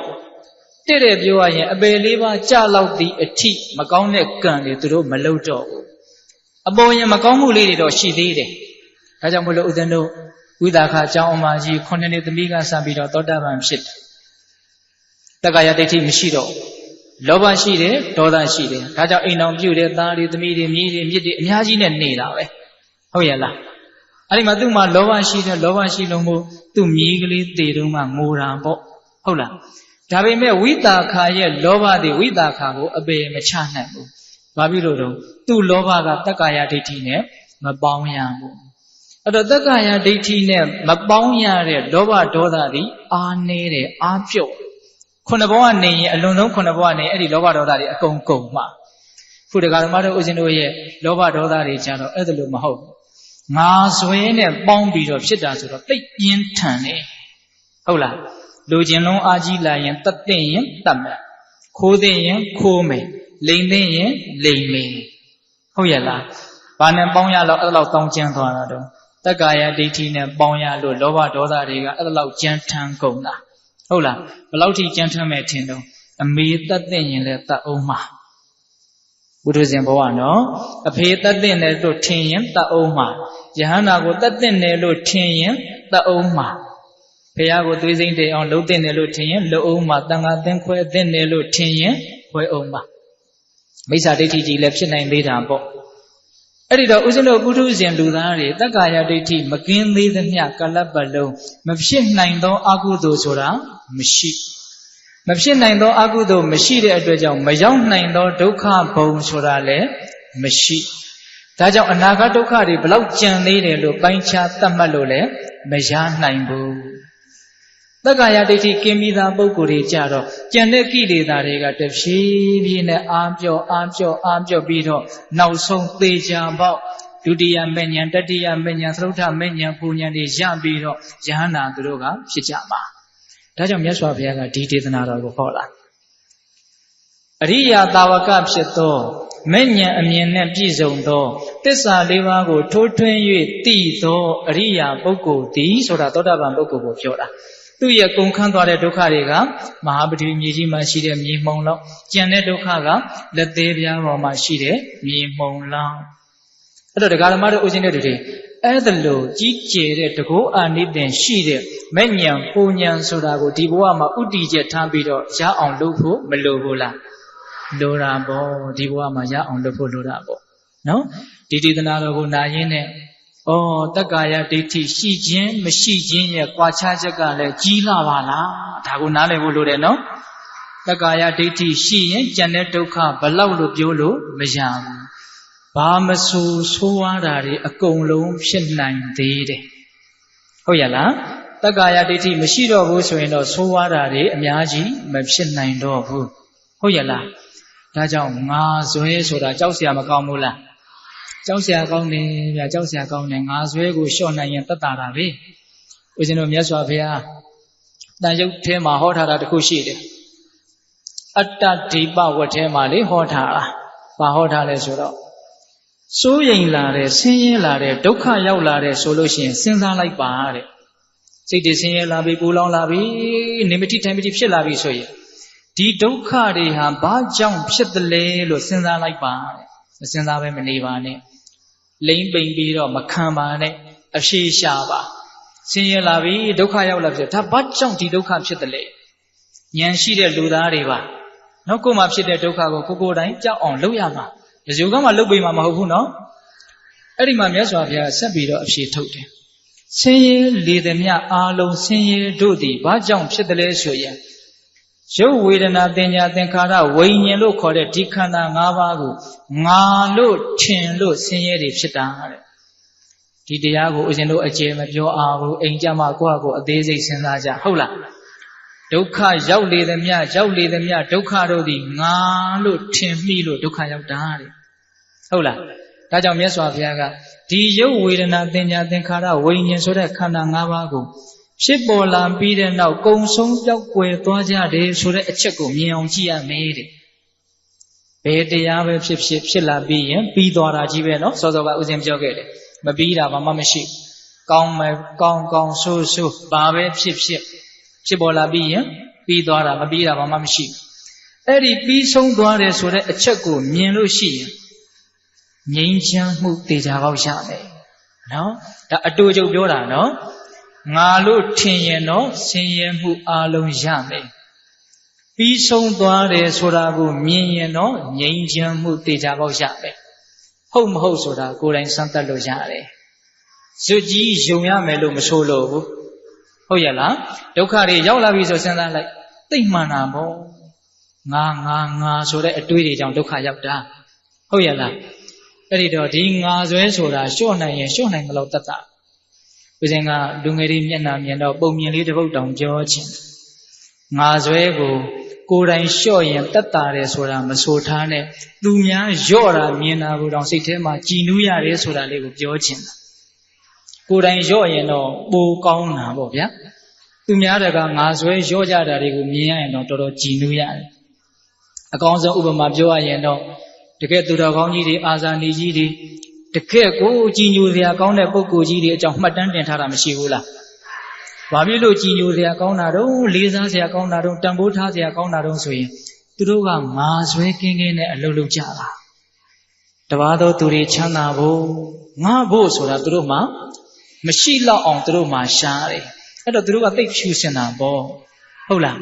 အဲ့တော့ဦးဇင်းတို့အဲ့ဒီရည်ရွယ်ချက်နဲ့ဒီပုံမြင်ကလေးကိုပြောမှာဟုတ်လားတခါတော့ကမိဘနှစ်ပါးကွယ်လွန်ပြီးတဲ့နောက်ညီအကိုနှစ်ယောက်ကြံရစ်တယ်အကိုကြီးကအိမ်တောင်နဲ့သားတွေသမီးတွေနဲ့နေတာညီဖြစ်တဲ့လူကအိမ်တောင်မရှိဘူးလူပြိုကြီးဒါပေမဲ့လို့အဖေမေသေးသွားပြီဆိုတော့အမွေကိုတဝက်စီခွဲပြီးတော့ကိုယ့်အိမ်နဲ့ကိုယ်နေတာပေါ့အဲ့ဒါလို့နေကြရင်းနဲ့တနေ့တော့ညီဖြစ်တဲ့လူကစဉ်းစားတယ်တဲ့ညီလူပြိုကြီးကစဉ်းစားတာသူစဉ်းစားတာလေးကတော်တော်ချစ်စရာကောင်းတယ်ဘယ်လိုစဉ်းစားလဲဆိုတော့ငါတဲ့တကောင်ချက်တကိုယ်တည်းသေလည်းပဲဘာမှပူစရာမလိုဘူးဘာမှလည်းနောက်ဆန်တင်းစရာမလိုဘူးဩငါအကိုကြီးမယ်တော့သားတွေသမီးတွေနဲ့ညီတွေနဲ့သူ့မဲ့ပူစရာသူ့မှာအများများရှိမှကောင်းမှာအဲ့တော့ငါမှရှိတဲ့ပစ္စည်းဥစ္စာတွေကိုအကိုကြီးကိုပေးခြင်းလိုက်တာသူတို့ကတောင်သူလောက်တာဆိုတော့စပတိုက်ထဲမှာစပားတွေပဲရှိတာကိုရှိတော့ပေးခြင်းလိုက်တာ ဒါပေမဲ့ငါကတိတိတသာသွားပေးရင်လည်းပဲငါအကိုကြီးကယူမှာမဟုတ်တကယ်လို့ယူအောင်တောင်မှငါကပေးထားတာဆိုတာကိုတိတိတသာယူလိုက်လို့ရှိရင်ငါညီရဲ့ကျေးဇူးတွေကငါပေါ်မှာရှိတယ်နော်ဆိုပြီးတော့ဖိအားတွေလည်းဝင်မှာဆိုးရတယ်ဒီတဲ့အဲ့လောက်ထိတွေးတယ်နော်ကိုပေးတာကိုသူများမသိသေးချင်မသိအောင်ကိုပေးချင်ပေးချင်တာကောင်းတယ်နော်တချို့ကြတော့ကိုပေးတာကိုသူများသိစေချင်တယ်အဲ့တော့တိတ်မကောင်းဘူးဟုတ်ရဲ့လားခုသူပေးတာကိုတော့ဗါတဲ့တော့အကိုကြီးမသိသေးချင်ဘူးသိရင်ဩငါညီလေးကပေးထားတာဆိုတော့ငါမြင်ရင်လေးစားနေရတာကျေးဇူးတင်နေရတာတွေရှိနေသူ့မှာအနေခက်နေလိမ့်မယ်ဒါကြောင့်မို့လို့ပေးတာကိုတော့မသိအောင်ပေးချင်အဲ့တော့ဘာလုပ်လဲဆိုတော့ဘယ်သူမှမသိအောင်ပေးမယ်ဆိုတော့အေးညလူကြီးတိတ်လို့အိပ်ပြီးသကောင်ရောင်နှကပ်ပြီးဆိုရင်ဘာလုပ်လဲဆိုတော့သူ့သပတိုက်ထဲကစပားတွေကိုတည်င်းအမြဲတမ်းကျုံပြီးတော့ထမ်းပြီးတော့အကူကြီးရဲ့သပတိုက်ထဲကိုဘယ်သူမှမသိအောင်သွားထည့်အများကြီးတခါတည်းထည့်လိုက်ရင်လည်းတိတာသွားမှာဆိုလို့တညမှာစပားတည်င်းပဲထည့်တယ်ဘယ်သူမှမသိစေရဘူးအဲ့ဒါလိုနဲ့ထည့်လာလိုက်တာ1လ2လ3လစပားတင်း100နီးပါးလေအဲ့ဒီတော့သူတတိထားမိငါနေတိုင်းတရက်ကိုတည်င်းကျုံထည့်နေတာငါသပတိုက်ကြီးကလည်းမလျော့ပါလားထူးဆန်းတယ်နော်နေတိုင်းတောင်ကျုံနေတာသပတိုက်ကဘာတော့မလျော့အဲ့ဒါ तू အဖြေလဲရှာလို့မရအဲ့ဒါနဲ့ तू တွေးလို့လည်းပဲအဖြေကမထွက်ဘူးဒါပေမဲ့တနေ့ကျတော့အဖြေကသိတယ်သိမှာပေါ့အဲ့ဒီညကလာတာတာနဲ့ तू ကစပားတောင်းကြီးထမ်းပြီးတော့ညသကောင်လောက်ထမ်းသွားတာအဲ့ဒီလိုသွားရင်းနဲ့လမ်းမှာရှေ့ကလူတယောက်ကလည်းစပားတောင်းကြီးထမ်းပြီးတော့ကိုင်းနဲ့လာအဲ့ဒါနဲ့အနီးနားရောက်တော့ကြည့်လိုက်တော့သူ့အကိုကြီးဖြစ်နေတယ်တဲ့ဟုတ်လားအဲ့တော့အကိုကြီးဘယ်သွားမှဟာမင်းဟောဘယ်သွားမှအကိုကြီးသပတိုက်ထဲကိုသွားထည့်မယ်လို့ဩဒါကြောင့်ငါသပတိုက်ကြီးမလျော့တာအကိုကြီးကလည်းနေတိုင်းညတိုင်းညီလေးရဲ့သပတိုက်ထဲကိုပါတော့သွားထည့်သူကဘယ်လိုစဉ်းစားလဲဆိုတော့ဩငါကသားတွေသမီးတွေနဲ့မြေးတွေနဲ့ကြီးလာရင်ငါ့ကိုပြုစုမဲ့လူနဲ့လှုပ်ကြွေးမဲ့လူနဲ့ဘာမှပူစရာမရှိငါညီလေးမှာတော့တမျက်နှာတည်းရဲ့ဘယ်သူကမှလည်းလှုပ်ကြွေးမဲ့လူလည်းမရှိအဲ့တော့ငါဆင်းရဲတာအရင်မကြည့်ဘူးငါညီလေးဆင်းရဲမှာစိုးရဒါကြောင့်မို့လို့ငါညီလေးကိုပေးချင်ဒါပေမဲ့ तू သိရင်လည်းယူမှာမဟုတ်ဘူးဖိအားတွေဝင်နေလိမ့်မယ်အဲ့တော့မသိအောင်ပေးမယ်အော်စရာမကောင်းဘူးလားကောင်းတယ်နော်မသိအောင်ပေးတော့ညီတပတိုက်ကလည်းမလျော့ဘူးအကိုစပတိုက်ကလည်းမလျော့ဘူးသူတို့စဉ်းစားပုံစဉ်းစားနည်းလေးတွေဟာအတ္တဇွဲကိုခွာပြီးတော့တပါးသူကောင်းပါစေဆိုတဲ့ရည်ရွယ်ချက်ဥတည်ပြီးတော့စဉ်းစားကြတာဘလောက်ကြည်နူးစရာကောင်းလဲဟင်တခါကြီးဒီမိုက်ကြီးဒါကြောင့်တက္ကာယဒိဋ္ဌိအစွဲနည်းလို့ရှိရင်ကိုယ်အစွဲနည်းတာကိုမပြောနဲ့သူများအစွဲနည်းတာကိုကြားရရင်တောင်စိတ်ထဲမှာပီတိဖြစ်ရဟုတ်လား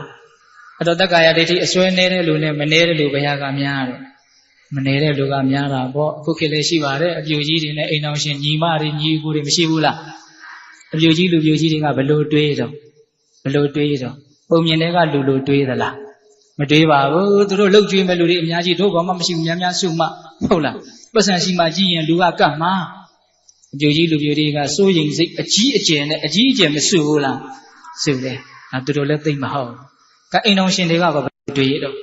သူတို့စားမဲ့လူရှိတာမဟုတ်ဘူးအဲ့တော့သူတို့ဒီကရသလောက်များခွာမှာဟုတ်လားကွာဘူးလားပုံမြင်တဲ့ကလူနဲ့ကွာတယ်နော်ဟုတ်ရဲ့လားဟုတ်တဲ့နေ့ကဥစဉ်ကဒီပုံမြင်လေးကိုပြောပြတော့အဲ့ဒီမှာအပြူကြီးတော်များကဥစဉ်တရားကတော့တပည့်တော်အရှိုက်ကိုဓာလိုက်ထိတာပဲဟုတ်လားနော်ဒါကြောင့်စဉ်းစားပါနော်တခါကြီးဒီမိုင်းများတက္ကာယဒိဋ္ဌိဆိုတာတရားသဘောနဲ့သောတပတ္တိမဲ့ဉာဏ်လောက်ရပြီးတော့အပြီးသက်ပယ်နိုင်တယ်ဆိုတဲ့အဆင့်ကိုအသာထားအောင်သိမြင့်လွန်းပါလေဟုတ်လားအေးအပေါ်ယံအတ္တဇွဲငါဖို့ဆိုတာလေးတွေလျှော့ပြီးတော့သူ့ဖို့ဆိုတာလေးတွေလုံနိုင်ရင်တောင်တတ္တရာမရဘူးလားရတယ်ဒါကြောင့်မြတ်စွာဘုရားကဒီဒေသနာတော်မှာငါဇွဲကိုအမြင့်ပြတ်ပယ်နိုင်ကြတဲ့ဉာဏ်အမြင်နဲ့ပြည့်စုံတဲ့သောတာပန်ပုဂ္ဂိုလ်များရဲ့ကုန်ခန်းပြီးသားဒုက္ခဆိုတာအများကြီးပါလက်သေးပြားပေါ်မှာရှိတဲ့မြေမှုံလောက်ပဲကြံတော့တယ်ဟုတ်လားဒါကြောင့်အဲ့ဒီဟာကိုအားကျပြီးတော့အင်မတန်ဆိုးဝါးတဲ့တက္ကာယဒိဋ္ဌိကိုတစ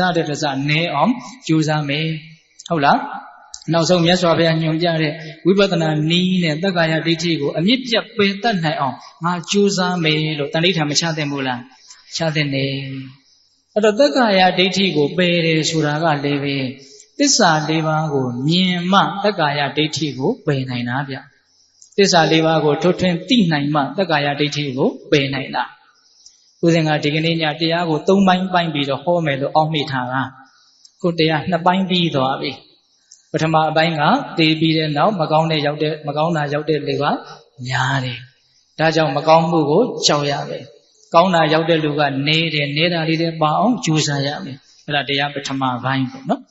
ဒုတိယပိုင်းမှာတော့သောတပတ္တိမဲ့ဉာဏ်ကိုရရှိခြင်းဟာဘလောက်ကြီးကျယ်တယ်လဲဒုက္ခနည်းနည်းလေးပဲကြံတော့ဟုတ်ရလားအဲ့ဒါတရားရဲ့ဒုတိယပိုင်းပေါ့တတိယပိုင်းကိုဘာဟောမယ်စိတ်ကူးထားတော့ဆိုတော့အဲ့ဒီတက္ကာယဒိဋ္ဌိကိုပယ်ဖို့ဆိုတာလေသစ္စာ၄ပါးကိုထိုးထွင်းသိမြင်မှတက္ကာယဒိဋ္ဌိကိုပယ်နိုင်တာအဲ့တော့သစ္စာ၄ပါးသိအောင်ဘယ်လိုလုပ်မလဲအဲ့ဒါကိုတရားရဲ့တတိယပိုင်းကျန်တဲ့အချိန်ကလေးမှာအဲ့ဒါကိုဟောမယ်နော်သစ္စာ၄ပါးတရားသိမြင်တဲ့ပုဂ္ဂိုလ်ဖြစ်အောင်ဘယ်လိုလုပ်မလဲဆိုတော့ဒီစင်တို့တန်ရုပ်ပါဠိတော်မဟာဝကတန်ရုပ်ပါဠိတော်မှာသူရိယသုတ်တံဆိုတာရှိတယ်သူရိယဆိုတာဗမာလိုပြောတော့နေမင်းပေါ့နော်သူရိယဆိုတာနေမင်းပေါ့အဲ့ဒီသုတ်တံမှာမြတ်စွာဘုရားကသူရိယတာဘိခဝေဥရိယတောဧတံပုဗ္ဗင်္ဂမဧတံပုဗ္ဗနိမိတံယရိတံအရုဏုကံလို့ဒေသနာတော်ကိုအဲ့လိုလေးအစချိတယ်အဓိပ္ပာယ်ကဘာလဲဆိုတော့จิตသားတို့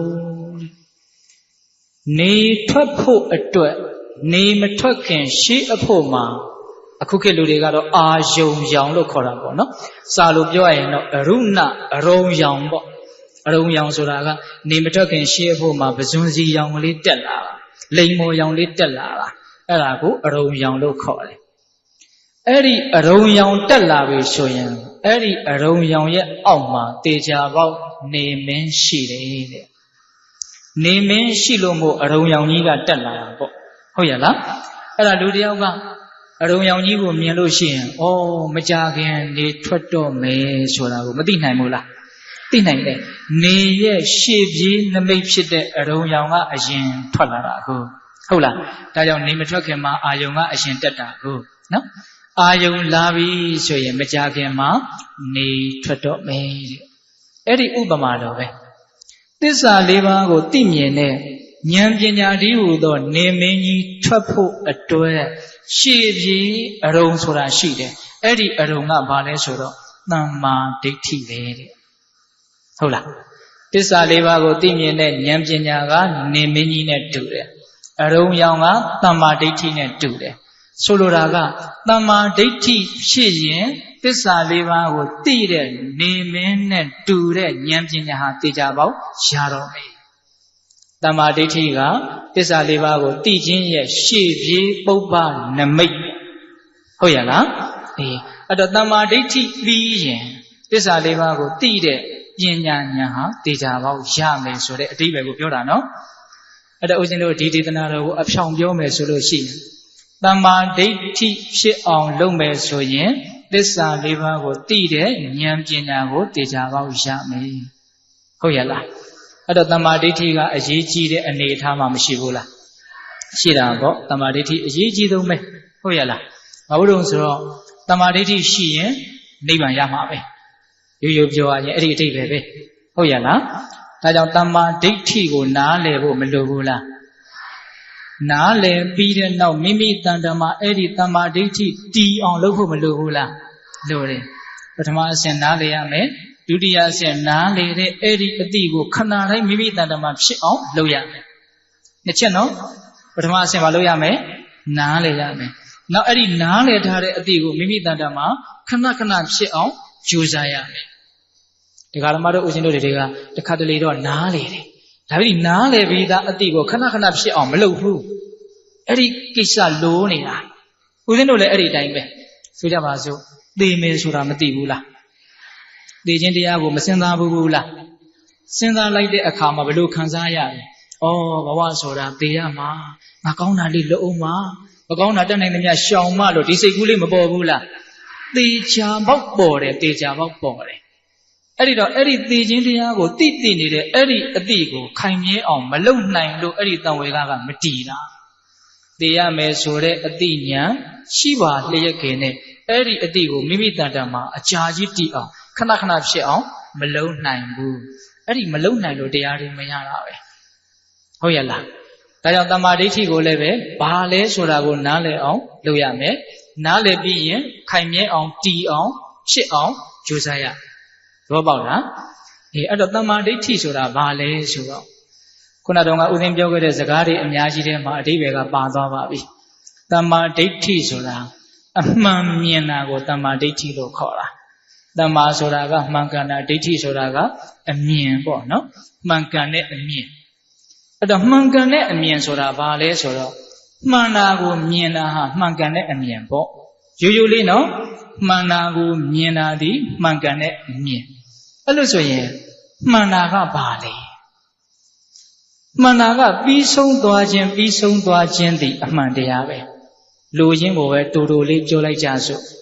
ကျန်တဲ့အမှန်တရားတွေဆိုတာတန်တရားဝင်လို့ရတယ်စောရကတက်လို့ရတယ်ဆိုစောစောကပဲပြောခဲ့ပြီနော်ဒါယောက်ျားလို့ပြောတယ်ခေါင်းကိုပြောပြီးတော့ဒါယောက်ျားလားခေါင်းလားလို့မေးတော့ယောက်ျားဆိုတဲ့အမြင်ကမမှန်တော့ပြန်ဘူးသဘောပေါက်လားအဲ့တော့လောကမှာတကယ်မှန်တယ်ဆိုတာကဒလစက်ကြီးဖြစ်ပေါ်လာပြီးတဲ့နောက်ပြီးဆုံးသွားနေခြင်းတည်တာနဲ့လောကမှာတကယ်မှန်တယ်ဆိုကြပါစို့အသက်50ရှိပြီဆိုရင်နှစ်ပေါင်း50ပြီးဆုံးခဲ့ပြီမှန်လားလုံးဝပြီးဆုံးသွားတာထာဝရပြီးဆုံးသွားတာဘယ်တော့မှပြန်မတွေ့ရတော့ဘူးအဲ့ဒီနှစ်ပေါင်း50ပြီးတာကလည်းပဲတစ်နှစ်ပြီးမှတစ်နှစ်ပြီးတာဟုတ်ရဲ့လား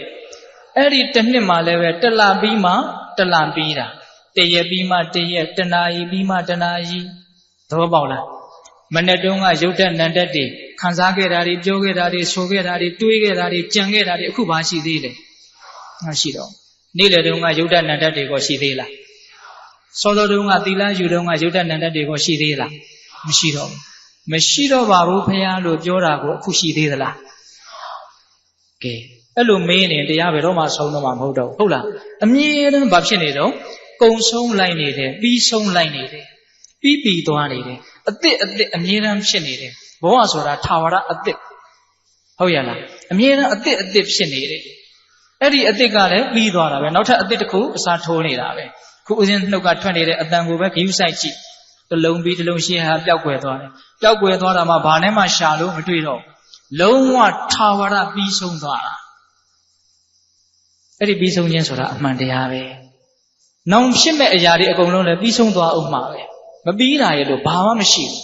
အဲ့ဒါလိုနဲ့ဘဝပေါင်းများစွာပြီးခဲ့ရတယ်ဒီဘဝလည်းပြီးကြအောင်မယ်နောင်လာမဲ့ဘဝတွေလည်းပြီးကြရအောင်မယ်အဲ့ဒါလိုပြီးသွားတဲ့အတွက်ကြောင့်ဘဝတည်တုံညဘာမှတန်ဖိုးမရှိဘူးလို့ပြောတာသဘောပေါက်လားပြီးဆုံးသွားခြင်းဆိုတာကိုတကယ်မြင်ရင်ဘာတန်ဖိုးမှမရှိဘူးဟုတ်တယ်လေပြီးတော့လည်းပြီးကြရမှာဟုတ်လားတရားကလည်းဘောရွှွတ်ကြီးလို့မအောင်မင်းနဲ့ဘဝဆိုတာပင်ကိုယ်ကစားဘာအနှစ်သာရမှမရှိဘူးတကယ်တမ်းကအဲ့ဒါကိုခင်ဗျားတို့ကျုပ်တို့ကဉာဏ်အမြင်မှောက်မှန်းပြီးတော့ကောင်းတယ်ထင်တယ်အနှစ်ရှိတယ်ထင်တယ်ကြီးကျယ်တယ်ထင်တယ်ခံနာတယ်ထင်တယ်တကယ်ဟာကြီးလို့ထင်တယ်အဲ့ဒါလို့ထင်လေဘဝဟာလေးလံလေပဲအဲ့ဒါလို့ထင်လေမဟုတ်တာတွေလုံးမိလေပဲဆင်းရဲလေပဲဟုတ်ရဲ့လားအဲ့တော့ဒီပြီးဆုံးသွားခြင်းဆိုတဲ့အမှန်တရားကိုမြင်ရင်းသည်အင်မတန်လေးနက်တဲ့အမြင်ဖြစ်တယ်တနည်းအားဖြင့်အဲ့ဒါတမာဒိဋ္ဌိဖြစ်တယ်အမြဲတမ်းပြီးဆုံးနေတယ်ဘယ်တော့မှတတိမမေ့နဲ့သိလားဘာပဲဖြစ်ပြီးဆုံးနေတယ်ပြီးဆုံးသွားအောင်မှပြီးဆုံးခဲ့ကြဘူးပြီဟုတ်ရဲ့လားအဲ့ဒီအချက်ကိုသဘောပေါက်ရင်အဲ့ဒါဘာခေါ်မလဲတမာဒိဋ္ဌိမြင်တာပဲဖြစ်ကြားတာပဲဖြစ်နာနာစားတာထိတာတွေးတာဒီ6ခုကလွဲလို့လည်းဘာမှမရှိပါဘူးဟုတ်ရဲ့လားအဲ့ဒီ6ခုအတွေ့အကြုံဘာတွေပဲတွေ့ကြုံလားဖြစ်ပေါ်လာတယ်ပြီးဆုံးသွားတယ်ဖြစ်ပေါ်လာတယ်ပြီးဆုံးသွားတယ်ဖြစ်စဉ်အကြောင်းတွေကလည်းရှိနေတော့ဆက်ပြီးတော့အသစ်ကလည်းဖြစ်မနေဘူးလားဖြစ်နေတယ်ဦးဇင်ကလည်းပဲအားဆိုင်နေတယ်အဲ့တော့အတန်တွေကလည်းအသစ်ထပ်ထွက်နေတယ်ဒကာဒကမတို့ရဲ့နားကလည်းကမ္မစယုတ်ကကံကမကုန်သေးတော့အသစ်ဆက်ဖြစ်နေတယ်နားလည်းရှိတယ်အတန်လည်းရှိတယ်ဆက်ကြားတယ်ကြားတိုင်းလည်းပြီးသွားတယ်သိကြလားအဲ့ဒီပြီးဆုံးခြင်းအမှန်တရားကိုမြင်ရင်အဲ့ဒါဘာခေါ်မလို့တမာဒိဋ္ဌိ အဲ့ဒီပြီးသွားတာကိုပြီးသွားတယ်လို့မသိဘဲနဲ့အသစ်ဖြစ်နေတဲ့ယုံနံကိုအဟောင်းယုံနံနေနဲ့ရောပြီးတော့အမြဲထာဝရငါပဲလို့ထင်နေရင်အဲ့ဒါတက္ကာယဒိဋ္ဌိအစွဲပြင်းထန်တော့မှာပဲဟုတ်ရဲ့လားဒါကြောင့်အမြဲတမ်းမဖြစ်နေတော့ပြီးဆုံးသွားနေတယ်နောက်ထပ်ဖြစ်နေတာမှန်သမျှသည်အသစ်ဖြစ်နေတယ်အဲ့ဒါလေးကိုနည်းနည်းလေးနားလည်ဖို့ဆရာကြီးနန္ဒာသိန်းစံပြောတဲ့ပုံမြင်ကလေးကိုပြောချင်တယ်ဘုန်းကြီးကပုံမြင်ပြောအင်မတန်ဝါသနာပါတယ်နားထောင်တာကိုပိုးပြီးတော့ဝါသနာပါသေးတယ်ကိုမကြားဘူးတဲ့ပုံမြင်ပြောရင်အင်မတန်ကျေးဇူးတင်တယ်အဲဆရာကြီးပြောပြတယ်သူကအယူဆကလည်းလေးနဲ့တာဆိုတော့သိသဘောကျတယ်ဥစဉ်ကဗမာပုံမြင်တဲ့ဗမာတွေညံဘလောက်ကြီးသလဲဆိုတာကိုအဲ့ဒီပုံမြင်ထဲမှာတင်ရှားတွေ့ရတယ်နော်ဒီပုံမြင်ပြောပြီးတရားအဆုံးသတ်မှာဟုတ်လားအရှိကြီးများလားနေအောင်မလားလို့တွေးမနေနဲ့နော်တမ္မာဒိဋ္ဌိကိုသဘောပေါက်အောင်ဒီပုံမြင်လေးနဲ့ကပ်ပြီးတော့မှတ်ကြည့်စေခြင်းလားပုံမြင်လေးတွေဥပမာလေးတွေနဲ့ပြောရင်စွဲတဲ့သဘောရှိတယ်မှတ်မိတဲ့သဘောရှိတယ်နားလည်လွှဲတဲ့သဘောရှိတယ်ရှင်းတော့ကခရုတကောင်နဲ့မြင်းတကောင်နဲ့တွေ့ကြတော့မြင်းကလှုပ်စီနဲ့သွားနေတဲ့ခရုကိုကြည့်ပြီးတော့ကွာနှေးလိုက်တာမင်းသွားတာကလေအဲ့ဒီလိုပြောတော့ခရုကမော့ကြည့်ပြီးနည်းနည်းတော့စိတ်ထဲမှာခံမြင်သွားတယ်မင်းတတ္တိရှိရင်ငါနဲ့အပြေးပြိုင်မလားတဲ့ခရုကပြောတာ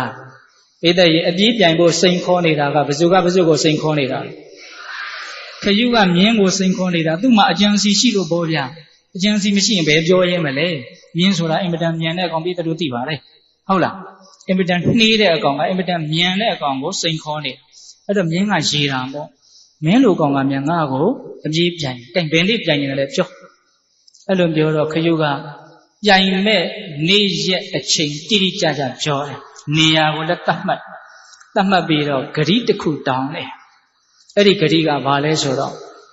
မင်းနဲ့ငါနဲ့အပြေးပြိုင်တဲ့အခါမှာတဲ့တဖာလုံလောက်ရောက်တိုင်းကိုယ့်ရဲ့ပြိုင်ဘက်ဟာကိုယ်နဲ့အတူတူပြေးနေသလားပြေးမနေဘူးလားဆိုတာသိအောင်အဲ့ဒါလှည့်ကြည့်ပြီးတော့ကိုလူကြီးပြေးတော့လားလို့တယောက်ကိုတယောက်မေးရမယ်တဖာလုံလောက်ရောက်တိုင်းကိုယ့်ရဲ့ပြိုင်ဘက်ကကြံရစ်သလားရှေ့ကျော်သွားသလားငါနဲ့ပဲအတူတူပြေးနေသလားဆိုတာသိအောင်မလုပ်ရမလို့တတိထားရရပါတယ်မင်းတဖာလုံထိအောင်တော့ငါနဲ့မှီအောင်လိုက်နိုင်မှာ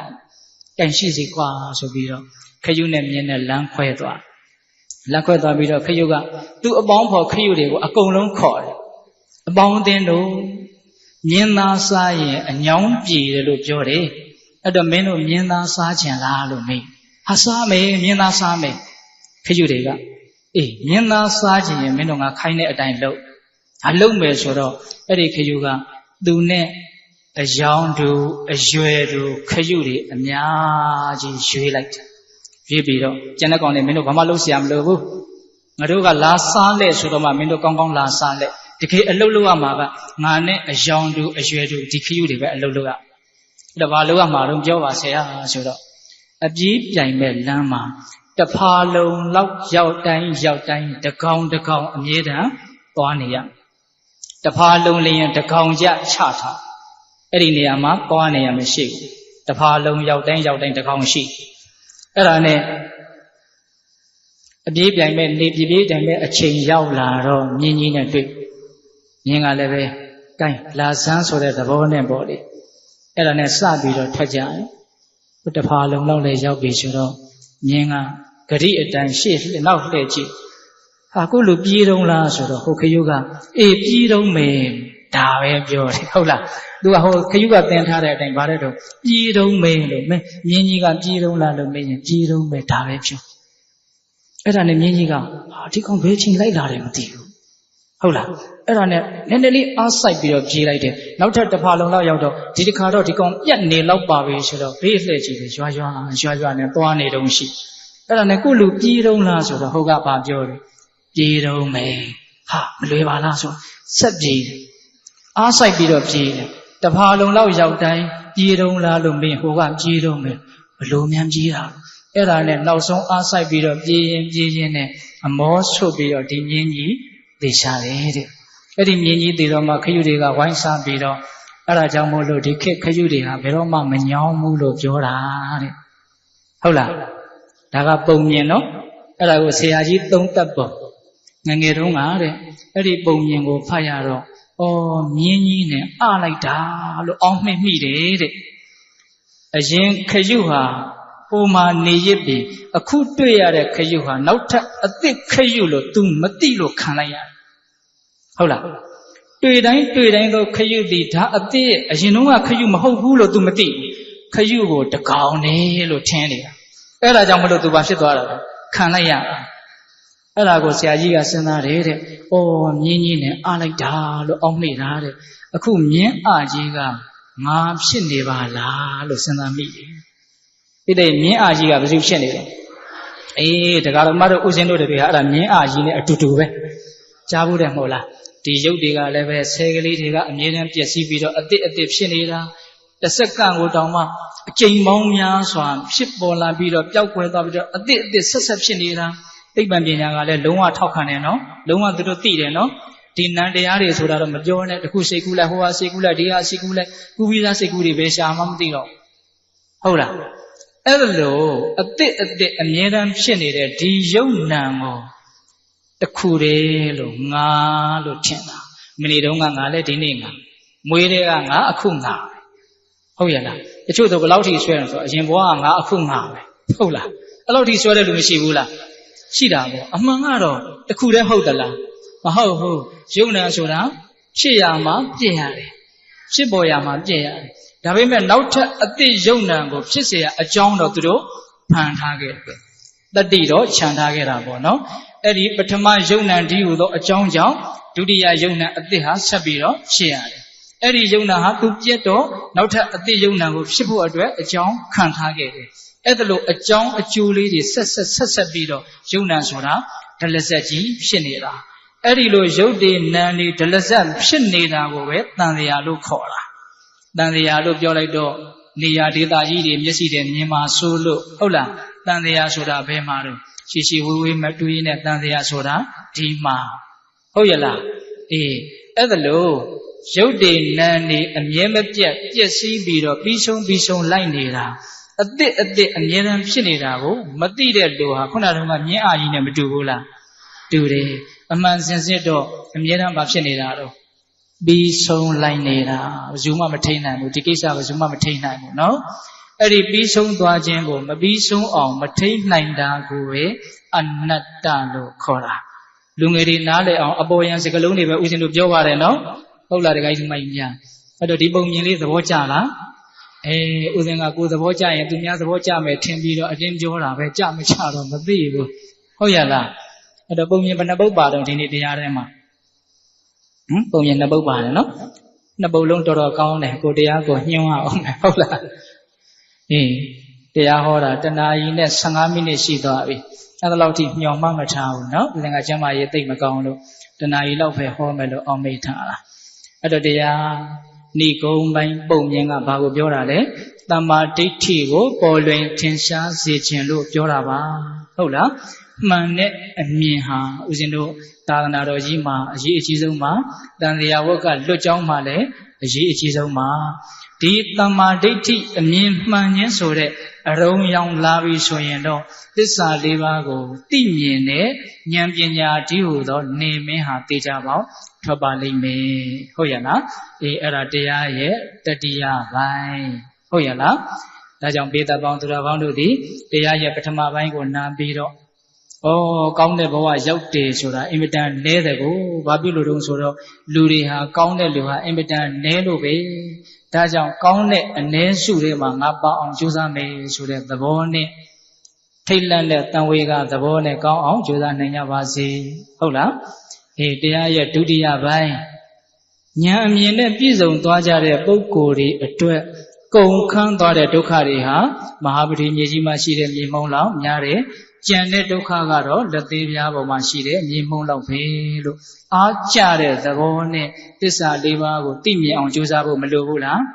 လိုတယ်သစ္စာလေးပါးကိုသိမြင်ခြင်းနဲ့ဆိုလို့ရှိရင်လည်းရှေ့ပြေးပုဗ္ဗနမိတ်အကြောင်းတရားအစစ်ဖြစ်တဲ့ တမ္မာဒိဋ္ဌိရှိအောင်လုပ်ဖို့မလိုဘူးလားလိုတယ်ဒါကြောင့်ပြီးဆုံးသွားခြင်းသဘောကိုအမှန်တိုင်းမြင်အောင်တတိထားပြီးတော့ဉာဏ်ပညာကြီးကြီးနဲ့ခန္ဓာရဲ့သဘာဝဘဝရဲ့သဘာဝတွေကိုသိမြင်နားလည်အောင်ကြိုးစားရမယ်အဲ့ဒီအသိအဲ့ဒီအမြင်ကိုလည်းပဲခဏခဏဖြစ်အောင်အမြဲတမ်းတည်အောင်ကြိုးစားမယ်ဆိုလို့ရှိရင်သစ္စာ၄ပါးကိုဉာဏ်ပညာတွေရှင်းကျက်လာတဲ့အခါမှာမမြင်ရပေဘူးလားအေးမြင်ရနိုင်တယ်သစ္စာ၄ပါးကိုမြင်ပြီဆိုလို့ရှိရင်ထိုးထွင်းသိမြင်ပြီဆိုလို့ရှိရင်ဒီသုတ္တမှာပြောတဲ့အတိုင်းကြံတဲ့ဒုက္ခဟာနည်းနည်းလေးပဲရှိတော့တယ်တေချာပေါက်ဒုက္ခတွေဟာခုနှစ်ဘဝအတွင်းမှာကုန်ခန်းသွားလိမ့်မယ်လို့အဲ့ဒါလို့သာသနာနဲ့တွေ့တဲ့အခါလူဖြစ်တဲ့အခါမှာရည်ရွယ်ချက်ကိုမြင့်မြတ်ထားပြီးတော့ကြိုးစားနိုင်ကြပါစေလို့ဦးဇင်းတို့ဆန္ဒပြုပြီးတော့မေတ္တာပို့ပြီးအဆုံးသတ်ကြရအောင်နော်